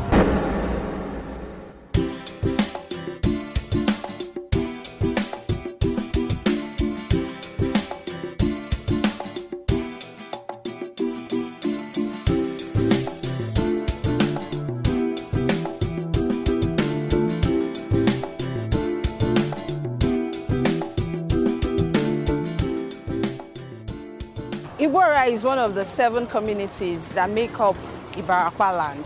Ibarakwa land comprises of Igangan, Erua, Ayete, Takpa, Idere, Lanlate, and Igbora in Oyo State, Nigeria's southwest region. There is a long-standing history dating back to the early 20th century between settler herders who are mostly of Fulani descent and local farmers in the Ibarakwa axis. Recently, however, coexistence has become increasingly problematic as the communities are now plagued with kidnappings, farmer herder clashes, reprisal attacks leading to the forceful ejection of Sarakins and Fulanis in the area. I have been back home here in Igbora since January because of the armed herders and farmers crisis that has been rocking nearby villages and farms. Although the Sarakin Fulani of Ngongo, Salihu, was evicted in January on accusations that he was helping evade justice, not much has changed. There are still incidences of kidnappings and attacks on farmlands. This is Shekere village in Igbora. We live in fear. I do come earlier in the day and could enter the farm. You would find their cattle eating crops, and when confronted, they attack the owners of the farm. If perchance they meet a woman unaccompanied on the farm, she could be raped. There is no safety on farmlands. The nomadic ones are moving around. The residential ones, we know them. Some of the residential ones are still within the community. They are peaceful. One incident occurred when our people they are outraged and they burnt all the karas in the whole Ibarakwa land, even that of Erua. In Igbora and here now, there's no kara again. If you had burnt all the karas in the whole of Ibarakwa land, I want to think that Kara is a place for residential Fulanis. No, Kara is a spot, a market for them to come and buy and sell. So you have burnt. Do you know? Come, their economic spots. Let me tell you some things about that Kara. Some things we discover about that Kara, especially that of Igbora here. That spot is a spot where they do hide their ammunitions. And in the night like this, they will pick up those ammunitions, go out, kidnaps, rob, anything they can do. And when they come back to town the following day. Kabir, you've done a lot of work out of the Ibarakwa land. What did you see? What do you know? Can you share your first-hand experience? Not just in Igbora, not just in Lanlate, not just in Oyo State, but from my experience across the Southwest states, I realized that most of the killings the kidnappings being perpetrated are being done by the Bororos, who are mostly referred to as foreigners. Some of these Bororos, they come into the country through Benin Republic, some through Cameroon, and you get to realize that in the essence of it all, some through Niger, that many of them are not the traditional Fulanis. And the reason is this: we've had cases where traditional Fulanis, those who are Nigerians, some of them who came from, who are from Kwara State, also alleged that they have also been kidnapped. They've also been victims of the attacks of these persons. Most times, those that perpetrate this, they don't even have any cattle. All they have is gun, sword, and other weapons. The violence doesn't end there. Nigeria is faced with the Boko Haram insurgency in the northeast, banditry in the northwest, armed separatist agitations in the southeast, amid communal clashes in the Middle Belt, southwest, and south-south. Increasingly, violence between herders and farming communities is spreading from Nigeria's central belt southward, while kidnappings are rife nationwide. What exactly led to this? When you see a failure of this scale, of this magnitude, and spread right across the country, the first thing that comes to mind is that somebody somewhere who has responsibilities to secure Nigerians has failed in their duties. There's no other explanation for this. So we have a country that is poorly run, poorly governed, and therefore unable to master the requirements of securing both citizens and the country itself. That is the first one. The second one is that there are a lot of opportunistic criminal activities going on. People understand the weaknesses, they perceive a weakness at the level of the state. They think the state is weak or the state is incapable of protecting citizens from all sorts of attacks, bandits, kidnappers, insurgencies, insurrections, secessionists, irredentists. All these people actually exist because the state has not been able to assert its obligation and responsibilities to protect citizens. And they are emerging and increasing by the day. The third one is the failure of the Nigerian elite to get together and demand that the Nigerian state does what it's supposed to do. The leadership does what they are supposed to do, that is to protect citizens. The voices that are supposed to be heard are not being heard. Too many people are quiet, either out of fear or because they think that they are not likely to make any impact if they don't raise their voices.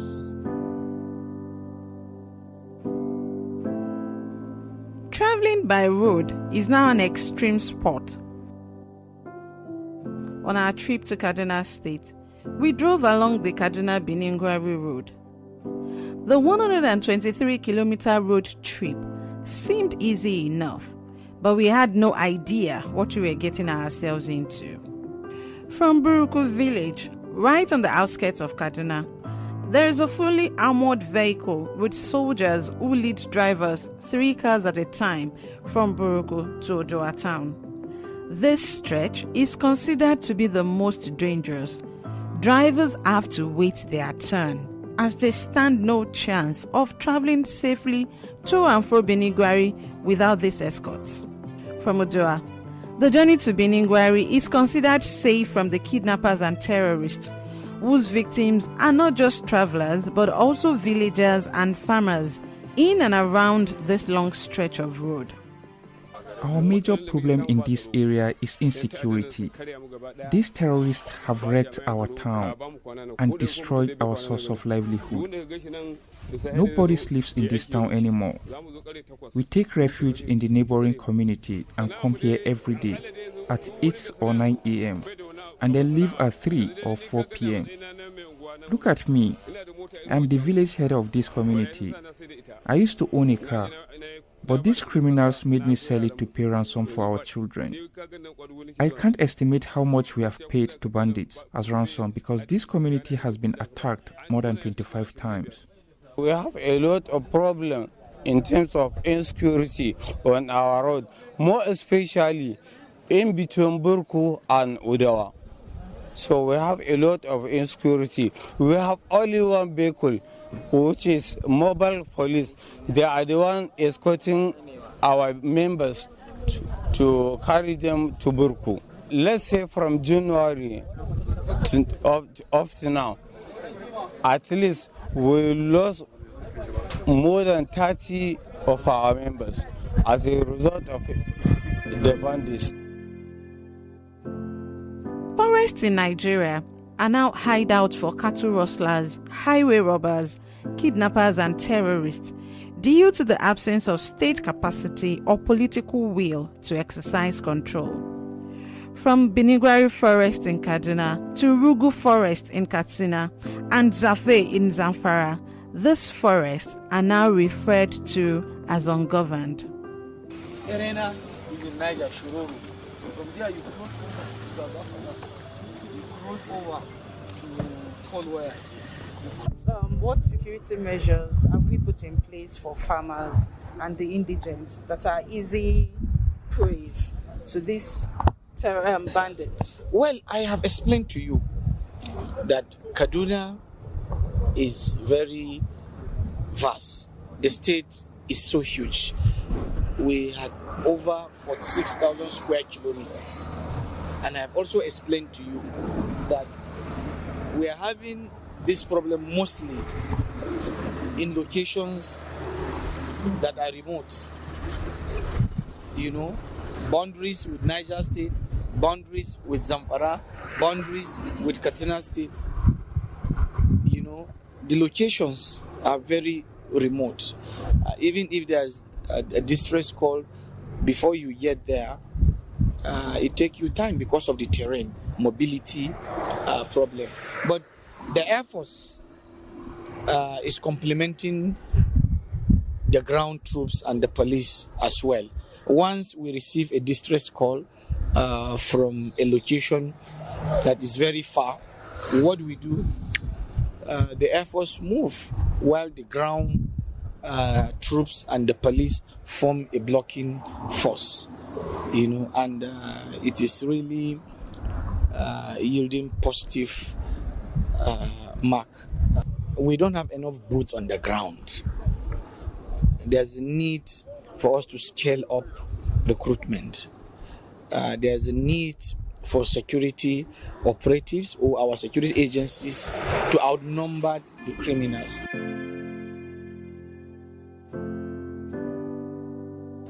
We are not relenting. We are working and we are making progress.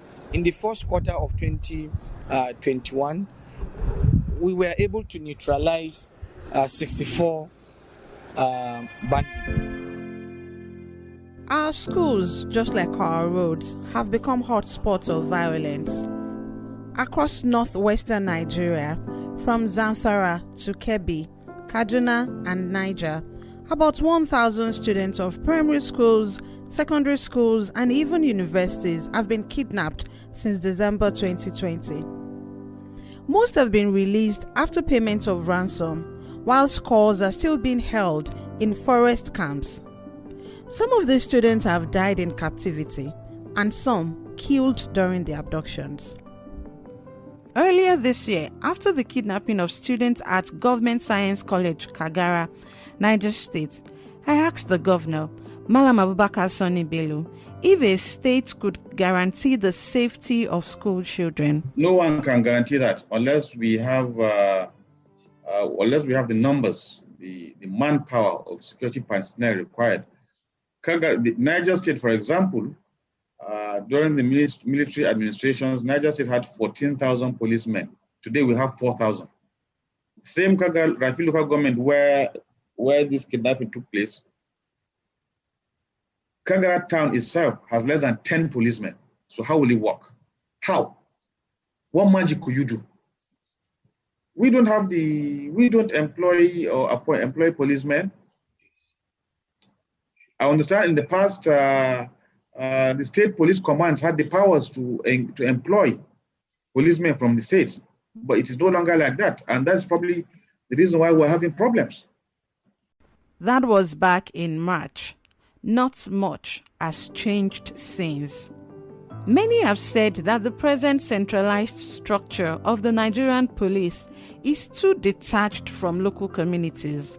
A vote conducted by NOI polls indicates that many Nigerians are in favor of state policing to bring security closer to the people. Experts say there is a need to reflect on the current security approach across the country. The various institutions need to sit back and, reflect that the current approaches that we are deploying to address security concerns, are they adequately addressing these issues? What are the intelligence mechanisms, that you need to put in place to really get information on how crime, is happening across various communities? So I think critically it is the model, it is the approach that seems to be a bit defective. We are practically waiting for violence to happen before we then react. We talk about community policing, especially for the police especially. I keep making reference to the police because they have the mandate when it comes to internal security. Community policing is very important. Then intelligence-led policing. We are not emphasizing that so much. Intelligence-led policing is that strategy through which you just want to get intelligence of what is happening in a certain community. In the Southeast, insecurity takes a different dimension. According to authorities, agitators for the indigenous people of Biafra, IPOB, a separatist group campaigning for Biafra independence, have been responsible for a spate of attacks on security forces and innocent people since December 2020. Olu, a local government in Imo State, has become a flashpoint of trouble in the region. On the 25th of January 2021, many Hausa-speaking traders in a market in Olu were going about their business when gunmen invaded the area, killing some and setting shops ablaze. It is very, very unfortunate that this kind of thing would happen in 21st century Olu, 21st century Imo, 21st century Nigeria. People are not happy with the things, with the way this country is being run. When you talk about security, there is no security in Nigeria anymore.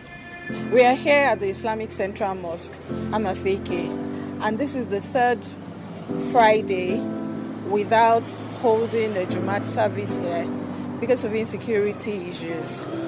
There is a lot of apprehension amongst the Muslim community. This is my third year living in Olu, and I have never had any ugly experience living here until recently.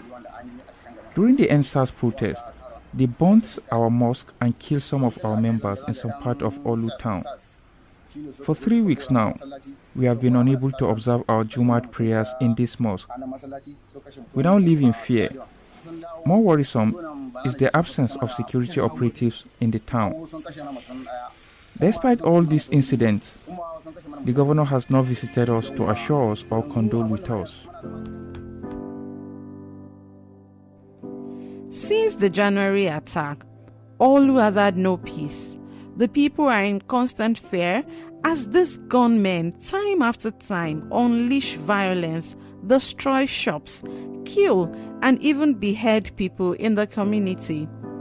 In the southeast and south-south regions at large, dozens of security officials have been killed.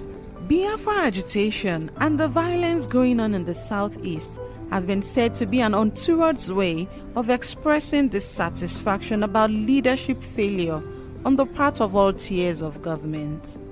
Well, I feel that there are many voices in the conversation to deal with the disaffection that people have about the Nigerian state. There are many voices, and evidently his is just one of those voices. But that may not be the optimal route to go. You know, there are so many benefits of a functional, democratic, sound constitutional state. But where there are imperfections, you will now begin to see the voice that, you know, Nnamdi Kanu echoes or propagates. War is terrible. You know, you know, sometimes you think about it from a more glamorous point of view, but it's bloody, it's heinous, it's damaging, it destroys families, societies, and so on and so forth. So my preoccupation is for peace.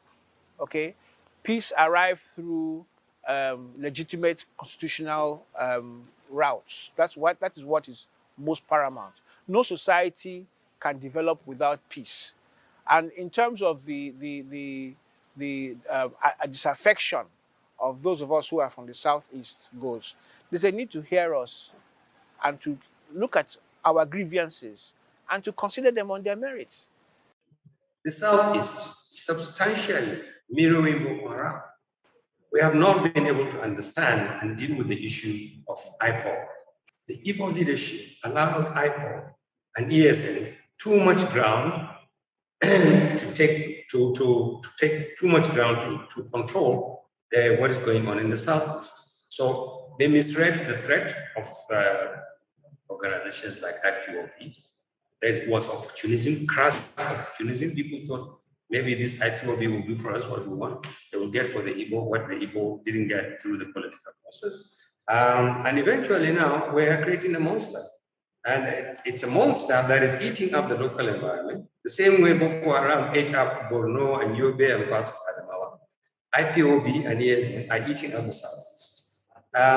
The federal government is throwing the military at them, the same way they threw the military at Boko Haram, rather than trying to understand the real issue. What is behind IPOB? Who supports them? Why do they support them?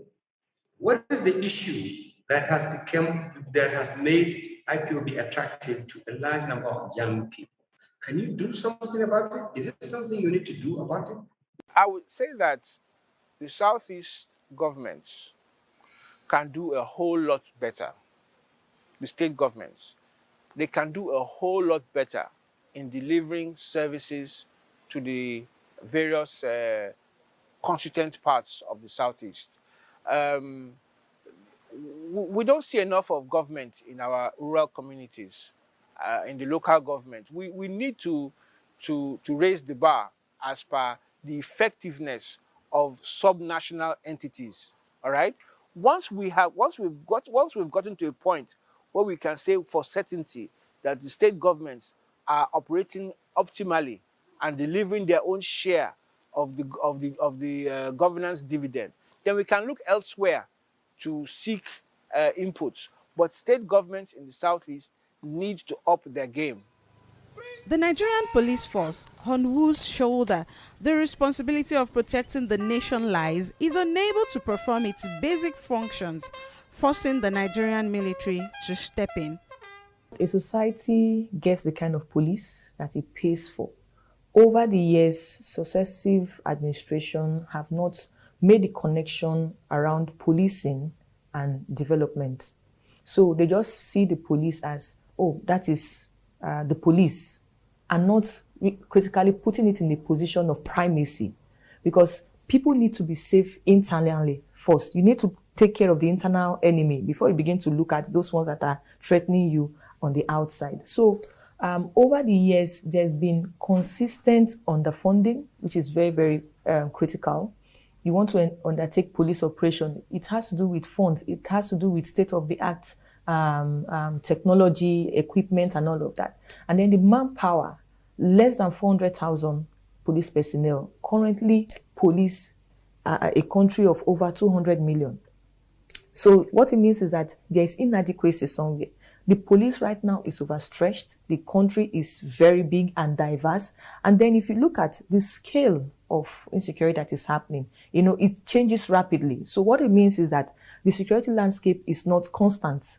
You understand? So the police is trying to really grapple with all of this in the midst of very meager resources in terms of training, in terms of equipment, in terms of manpower, and every other thing. Government's approach in trying to address some of these inadequacies by the police has been to set up committees, police reform committees. But the question again is that each of these successive government that comes in set up a committee, do they make reference to the last committee to say, okay, what did my predecessor, found when he talk about policing challenges? How can I build upon that and actually implement this to make the police effective? But no, our approach has been that, okay, I get into office and then I'm setting up my own committee.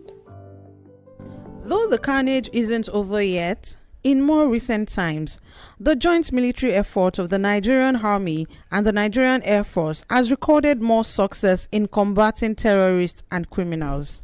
In the last few months, the synergy and jointness among the three services has been cordial and overwhelming, which has resulted in the decimation of most of the criminal elements we have in this country.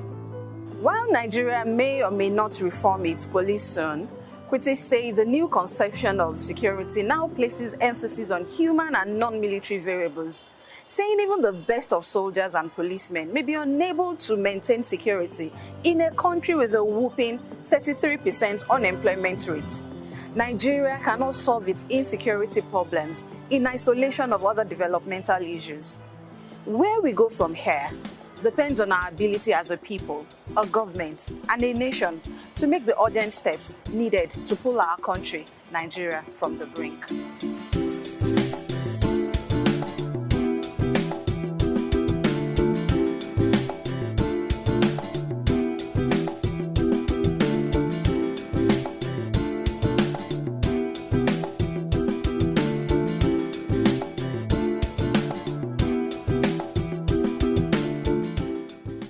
How can we have peace without justice?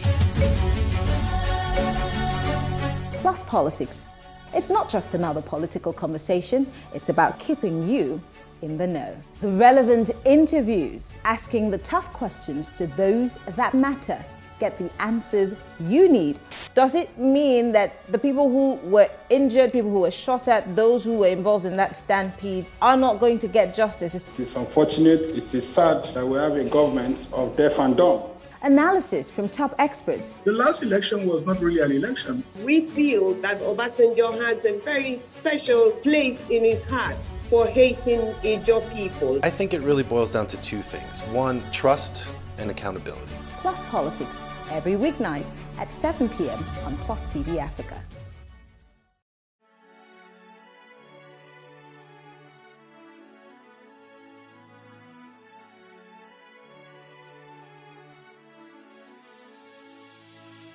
It is engagement we need to have. Those who suffer miscarriages are never taken into account. Members of the National Assembly are also influence peddlers. You are sitting on Nigerians' money. From the Babin, I pay my rent. On the Babin, I send my children to school. A consultative engagement. No any tangible notification before they ban us. It's one thing for people to be at your back and the heat of the moment, and another thing for them to still be with you when push comes to shove. I will do everything to take Lagos out of the national grid.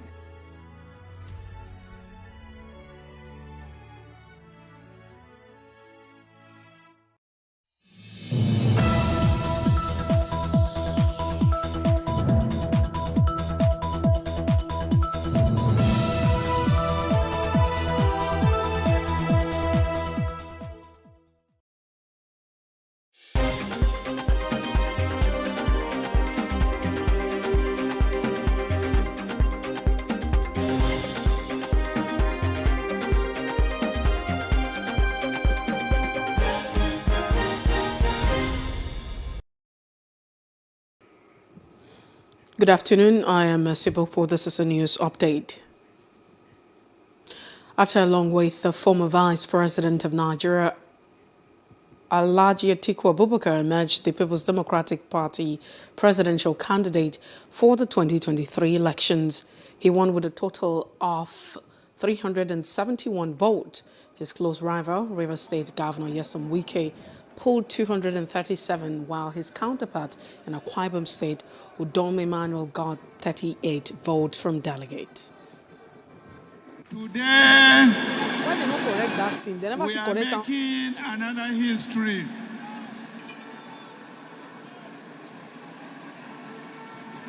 A history which we believe will bring about fundamental changes in governance and also in our political processes. It is a win to redirect Nigeria, to rebuild Nigeria. It is a win to rescue Nigeria. And it is a win to change the narrative of our country. And for we, the young people particularly, we believe in the man, Alhaji Atiku Abubakar. We believe that this man is going to set Nigeria on course for greatness. I'm very happy that he won this beautiful victory. It's a beautiful victory, and we are happy for it. Reverend Father Dr. Hyacinth Alaye has emerged winner of the Benue State All Progressive Congress APC governorship primaries. Father Alaye emerged candidate of the party through the direct method of primary elections as adopted by the party in the state and approved by the National Secretariat.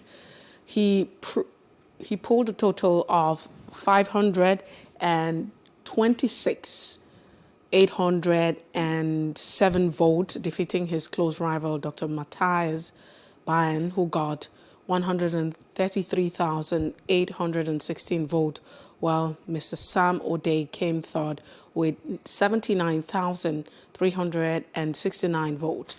The chairman of the five-man committee for Benue State 2022 governorship primaries, Dr. Peter Oji, made the declaration at the Coalition Center in Makadi.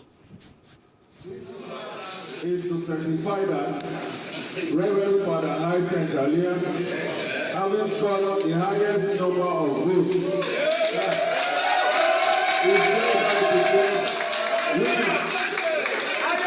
what matters to all of us as a party is not about who takes the ticket. It's about all of us together. We are one, and we are one strong bond in one pursuit. Our pursuit is to ensure that we bring back Benue from the dead drums of God have brought the party to, the state to. So for us, it is not about one person being the winner of this very exercise. It is the fact that collectively they are bonded in one idea that Benue cannot remain like this. 6 APC governorship aspirants have kicked against the emergence of former Senate Deputy Minority Leader Emmanuel Bachor as the winner of the governorship primaries in Taraba State. The chairman of the APC Electoral Committee, Lawrence Onochukwu, had declared Senator Bachor winner of the poll at the press conference held at Jalingo Airport. Senator Yusuf, who spoke on behalf of aspirant, urged the National Secretariat of the party to reverse the verdict. Meanwhile, Senator Bachor has extended an olive branch to fellow contenders of the governorship ticket. The lot of results was won by one Senator Emmanuel Basha, and we have declared him the winner of the election. So for me, I don't know what is wrong with the stakeholders or what are the issues, but it's a family affair. I believe that they will resolve the matter at due course so that we can take over the government house of Taraba State at the coming next year election. But I believe, like I said, this is one family, it's a family business, it's a family matter. APC is one family. We're going to resolve it at due course. But we are not happy with where we were treated at the state because we have sent by the national to come and do our duty, and we did it to the best of our ability. Unfortunately, it turned out the way it turned. We are here, the 6 aspirants of the gubernatorial candidates of APC in Taraba for 2023. We are here to address the press and inform you, our followers in Taraba State, the headquarters of APC in Abuja that we, the six of us, and on behalf of other aspirants, that we are surprised to what has happened. I'm pledged to work in harmony with those who contested with me, and I'm making this solemn call to them that let us close ranks and define a new roadmap for the APC, which had long been in the opposition. So I pray and crave the indulgence of all involved in this contest to sheathe their sword so that we can face the battle ahead to bring glory to. The Rivers State Police Command has confirmed that 31 people died during a stampede at the Port Harcourt Club while rushing to get giveaways from King's Assembly International Church free shopping program. The program, aimed at helping the less privileged in society, became tumultuous and uncontrollable, and all efforts made by the organizers to bring sanity-proof abortive. Witnesses said thousands of people gathered at the venue as early as 2 a.m. trying to force their way into the premises. They did not share anything. The sharing did not start.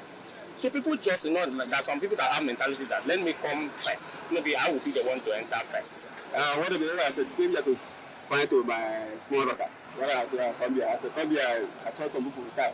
They took me to hospital. They are looking for my rabbi. I went here, I don't start everywhere, I don't see it again. It's been nice for us. This kind of thing that happened, I just look at it as a kind of a hunger that's in the country. I'm looking for my daughter. One of your kids assembly invites us to come. Because last year we came. When the crowd, when we are many here, so I cannot able to carry three of them. So I raised one up, actually here. I raised one here. But this one, the place is very tiny. And I lose this one. The other one, they was pushing her because that one is 11 years old. They was pushing her. So I don't know where she is. I mentioned her name, Divine, I can't see. Meanwhile, the police said it has launched an investigation into the incident. A new ship has been added to the Nigerian Navy fleet. NNS Qadr, which arrived from the UAE, would enhance capability against maritime crimes and illegalities within the nation's maritime domain and Gulf of Guinea. So stated the Chief of Naval Staff, Vice Admiral Zubairu Gambo, at the induction ceremony at the NNS Beecroft in Lagos. The naval chief said the vessel would serve as a multiplier force to respond to humanitarian crises and convey relief materials and support of non-kinetic operations within the region and beyond. And the last scope item is future projections. For the effective deployment of the ship to perform our roles, some outstanding issues need to be given urgent considerations. These are discussed under the outstanding jobs, training, electronic charts, and armory racks. I shall start with the outstanding jobs. The ship was delivered to the Nigerian Navy with some outstanding jobs left undone due to limited time by the company to effect or complete those jobs. Some of these include the covering of the bridge deckhead and the installation of electronic chart display and information system repeater in the commanding officer's cabin, which has been paid for by the Nigerian Navy. In line with the agreement, that men assured that it will complete these jobs when the ship arrives Lagos. Now that the ship has arrived, it is vital that the company commence work immediately. Next is training. The sophistication of the Nigerian Navy ship Qadr entails that our capabilities and sustained use can only be harnessed through in-depth knowledge of operation and maintenance of equipment on board. This is more so as the vessel is wholly automated with systems that are new to the Nigerian Navy. Although the crew got some familiarization training before and during the voyage, they are yet to be trained on the primary role of the ship, which is beaching, cargo loading, as well as stability. These are specific roles that are generally novel to the Navy. Thus, this training, along with first and second line maintenance, are critical for sustained and effective operations of the ship.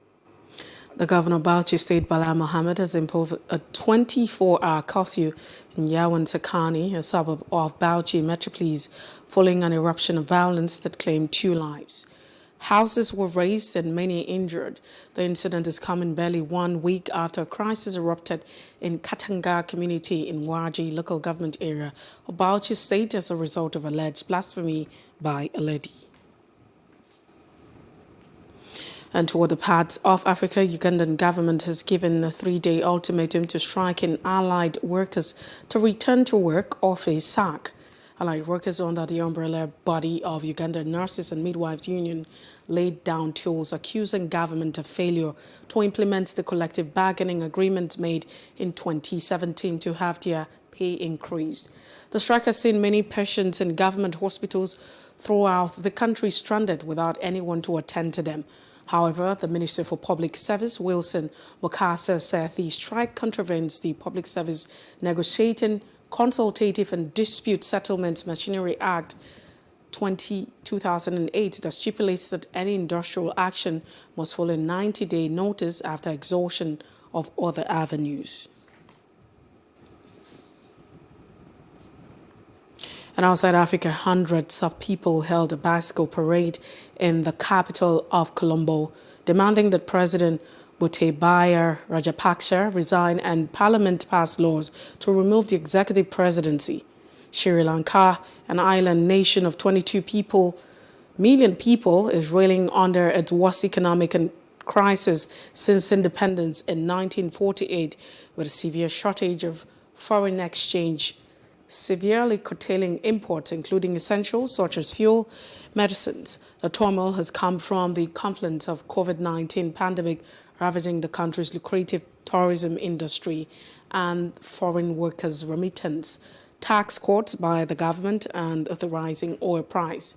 Sri Lanka has also been officially declared in default by ratings agency after the non-payment of coupons on 2 of its foreign bonds. It has hired heavyweight financial and legal advisors as it prepares for the difficult task for renegotiating its $12 billion of overseas debt. All of us feel that not having a very independent and a transparent constitution and governance is one of the main reasons for the pathetic situation that we are facing today with economic bankruptcy and political anarchy. And in business news, cooking gas demand has dropped by 38%, according to the Nigerian Association of Liquefied Petroleum Gas Marketers. This came on the heels of clamors by a group of experts that demand for gas had dropped to a record low across the country. And in entertainment news, in a swift reaction, Kefi's ex-husband, Joseph Amir, refuted claims from his ex-wife that he had slept with her best friend. He added that he had made a lot of silly mistakes in the marriage and have decided to move on. In his words, he said, "I made a lot of silly mistakes in my life and in my marriage. I take full responsibility for all my foolishness with absolute no excuse."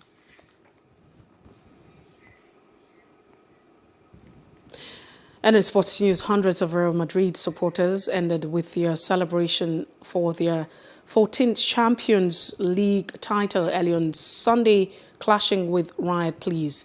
Footage showed people throwing bottled glasses in Paseo, leaving at least one person injured. In Los Blancos secured a record extending a 14 Europe Cup when they beat Liverpool 1-0 in Paris. Vinicius Jr. scored just before the hour, where Real Madrid attempt on goal, and their goalkeeper Courtois made several final saves to deny Liverpool, who also failed to win the Premier League. I think we actually got lucky sometimes, but Courtois made us really good, and he made us a champion. I think he pretty deserved the man of the match. Just think we're tired, maybe. You know, the front three just tired, just ran out of legs, if you know what I mean. I think that's what it is, I think. Like Diaz, every game he's played well. Today is just, you know, couldn't pull it out of the bag. But never mind next year. I think getting into the ground was very different. We were like an hour and a half getting in. Yeah, I think everyone then was just a bit shell-shocked, and it just wasn't the same final that Madrid was. And good luck to Madrid. They won it fair and square, right? But the Liverpool fans gave nothing back. And it was the worst Liverpool fans I've ever seen. And I've had a season ticket at Anfield since 1987. I've been going since 1981. Right? I've been to about 1,200 matches at Liverpool. And UEFA are killing the game, letting people have tickets that don't deserve them, right? There was people there that was supporting both teams. That's wrong. And that's the news brief. For more stories, please follow us on Facebook, Twitter, and Instagram, and do subscribe to our YouTube channel at Plus TV Africa and Plus TV Africa Lifestyle. I am Messi Boko. Many thanks for watching.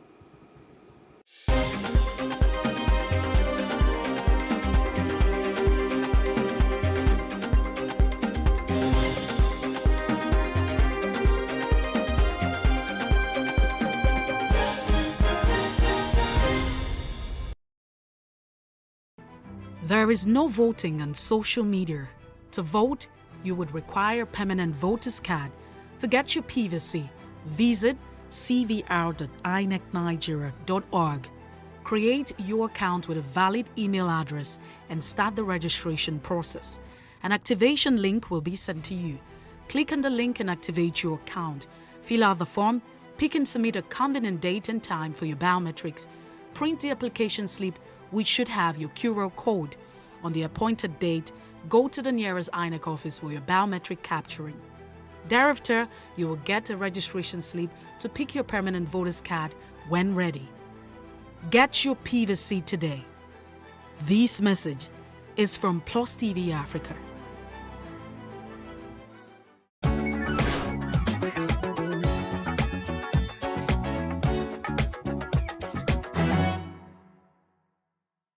Financial literacy is an essential skill for the 21st century. The principles of debt management, profitable savings techniques, and the importance of money have helped many.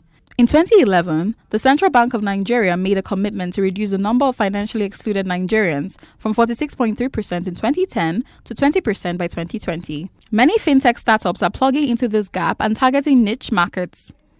One of such startups is Harvest. Harvest was founded by Sholape Akimpelu, who once worked at a marketing agency. Her dream is to help women in Africa take control of their finances by bridging the economic gender gap. She believes more women need to be intentional by improving their financial well-being. Okay, so Harvest simply is an inclusive finance for African women. So we give women familiar access to savings, impact investments, and credit. So when we say impact investment, that is women impact investing into smallholder female farmers specifically. So that way yourself, right, we equip you with personal finance, insight, tools, platforms, right, to embrace savings, embrace financial wholeness, wellness, right, and then we don't limit it to you alone. We believe that the woman breaking her back in some far-flung village in Zaria, for instance, should get access to financial services too, because that's the only way we can prime her, her family, her community for better livelihood.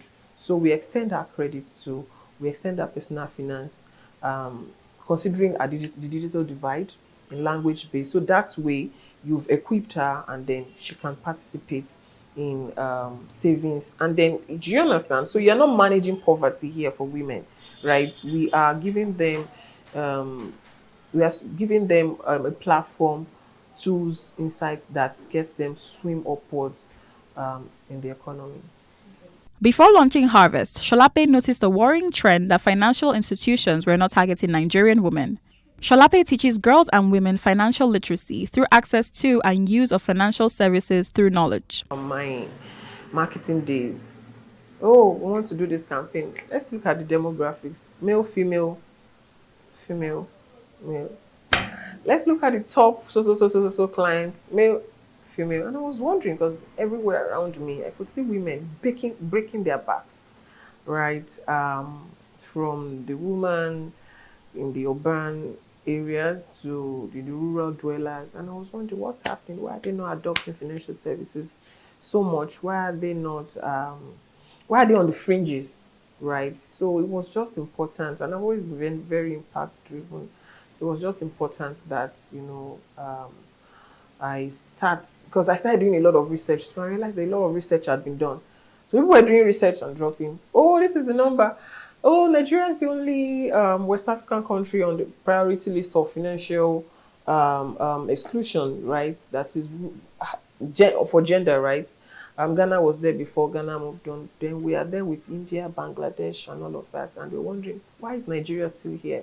So someone just had to do something, not just tell the story, not just state the numbers, not just quote the numbers or statistics, but do something to shrink that gender gap. Each startup has its challenges. First, poor state of infrastructure. So by infrastructure, talking about digital and physical infrastructures. Talents too, right? We're losing a lot of talents to the West. It's painful when you look at it, because we have amazing, like a wide, capacity as a country, raising talents, but then we lose the same talents in the same breath. But I'll say that tech is a great leveler. Funding is the biggest challenge. So, I'm sure that a lot of people would say, oh, well, that's about a major challenge for most businesses. So, but I think it's twice hard for me personally as a female founder and a first-time founder, right? A lot of doors are just, shut when it comes to funding, but we believe that with the right stakeholders, with government,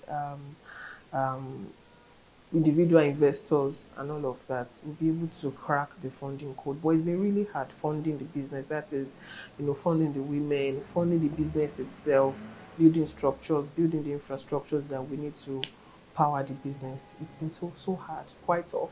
Shalape's goal in the next 5 years is to empower women in the Nigerian market. It's obvious that tech is hard, but with the right amount of resilience, women can achieve anything. Okay, so I'll just quickly add to that, our goal is that in the next 5 years, the base case, right, would have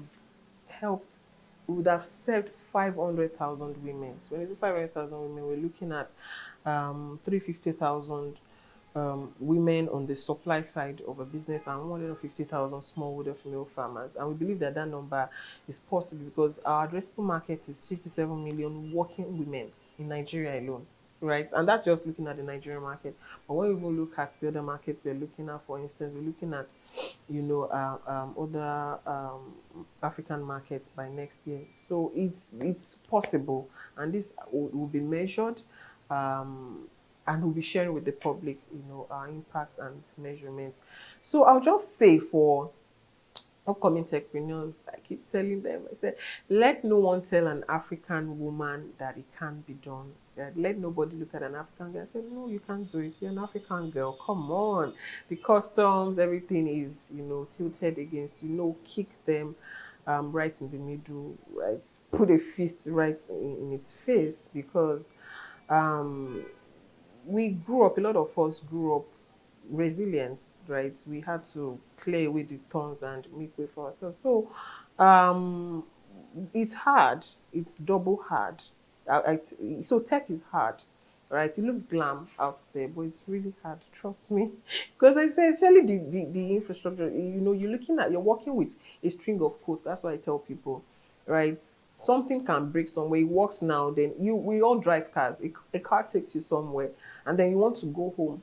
It isn't working again, and you're wondering what happened. So much more string of codes from one point to another. Something is not returning, and you have to fix it. So you just have to also immerse yourself in the problem. It's important to walk in the shoes of whatever problem you want to solve. It's very, very key. I would say secondly, you just have to, the starter pack, you have to come in very, very resilient. So many days. There are some days I still wake up and feel like, where do I draw the line here? So many days, you have that feeling, but you've got to keep going on. And then, thirdly, I would say that it's possible that it gets to places where it looks as if, you're not wanted at the table.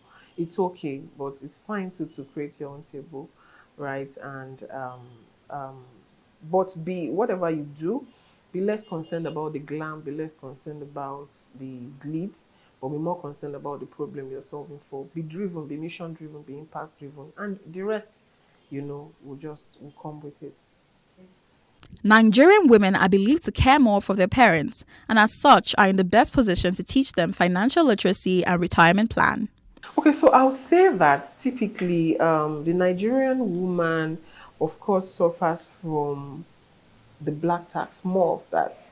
I personally tagged it Ada syndrome, right? And that is, you see parents saying, I want more girls because girls take care of their parents. Men, when they take a partner or something, they don't, but the girls, oh my, and it's a good thing. And those are the things that we keep having conversations about in our community.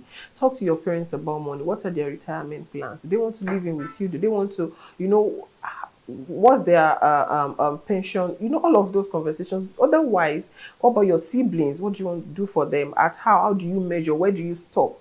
Because you realize that you just continue giving. You are trapped in that cycle where you can't even sustain yourself, and then you become dependent on another one. So all of these things are generational challenges that has plagued the African child, but more the African girl, because you are the Ada, you are the girl, you are the one who's supposed to be very nurturing always. But hey, you can do all of this with the awareness of knowledge, and that's why we say be grounded with financial in personal finance and in financial knowledge yourself. What's your net worth? That's how you can talk to parents, talk to partners, talk to people around you, okay, on making better financial decisions for themselves, for yourself, so that nobody becomes, they don't, what they say about this thing that say, lean on me, no be press me die. So they don't lean on you, and then, want to suffocate you. So you've just got to be financially sound, and those are the things that we teach in our community. Get yourself a tribe, like Harvest, and like I say, even if you don't use the platform, the insights, the tools that you gain from being a community member of Harvest is, is mind shifting, and every African girl, every African woman needs such to do better.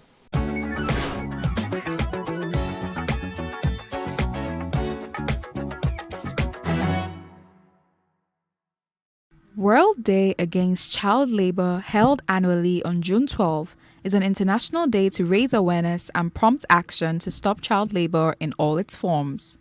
The International Labour Organization launched the first World Day Against Child Labour in 2002 as a way to highlight the plight of these children. The day is intended to serve as a catalyst for the growing worldwide movement against child labour and provide an opportunity to gain support from governments, civil society, schools, youth and women's groups, as well as the media in the campaign against child labour. Child labour is the employment of children in any work that deprives children of their childhood, interferes with their ability to attend regular school, and that is mentally, physically, socially, or morally dangerous and harmful.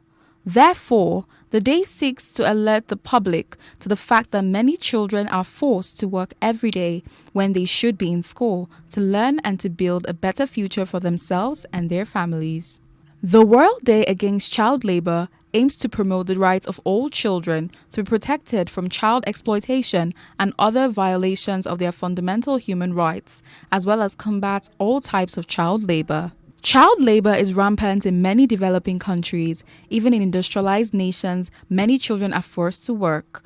According to figures available on the United Nations website, approximately 152 million children have been pushed into child labour. Out of the 152 million, around 72 million are involved in hazardous work. The data also reveals that around 48% victims of child labour are aged between 5 to 11 years old, 28% are aged between 12 to 14 years old, and the remaining 24% fall in the 15 to 17 years bracket. This year's World Day Against Child Labour focuses on action taken for the 2021 International Year for the Elimination of Child Labour, and will also focus on efforts to drive progress during the International Year, with a week of action raising the voices of International Labour Organization constituents and the many partners engaged in the struggle against child labour in all regions of the world. Increase the reach of your events or business services.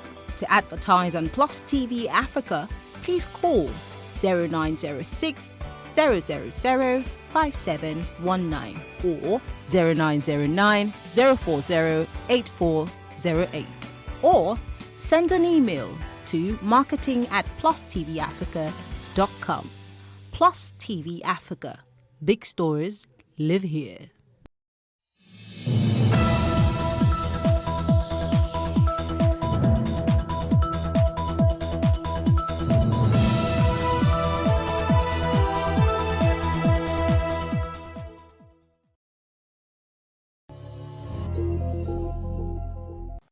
Hello and welcome to Tea Time Roundup on Plus TV Africa, where the big stories live. Here I break down for you the fun fact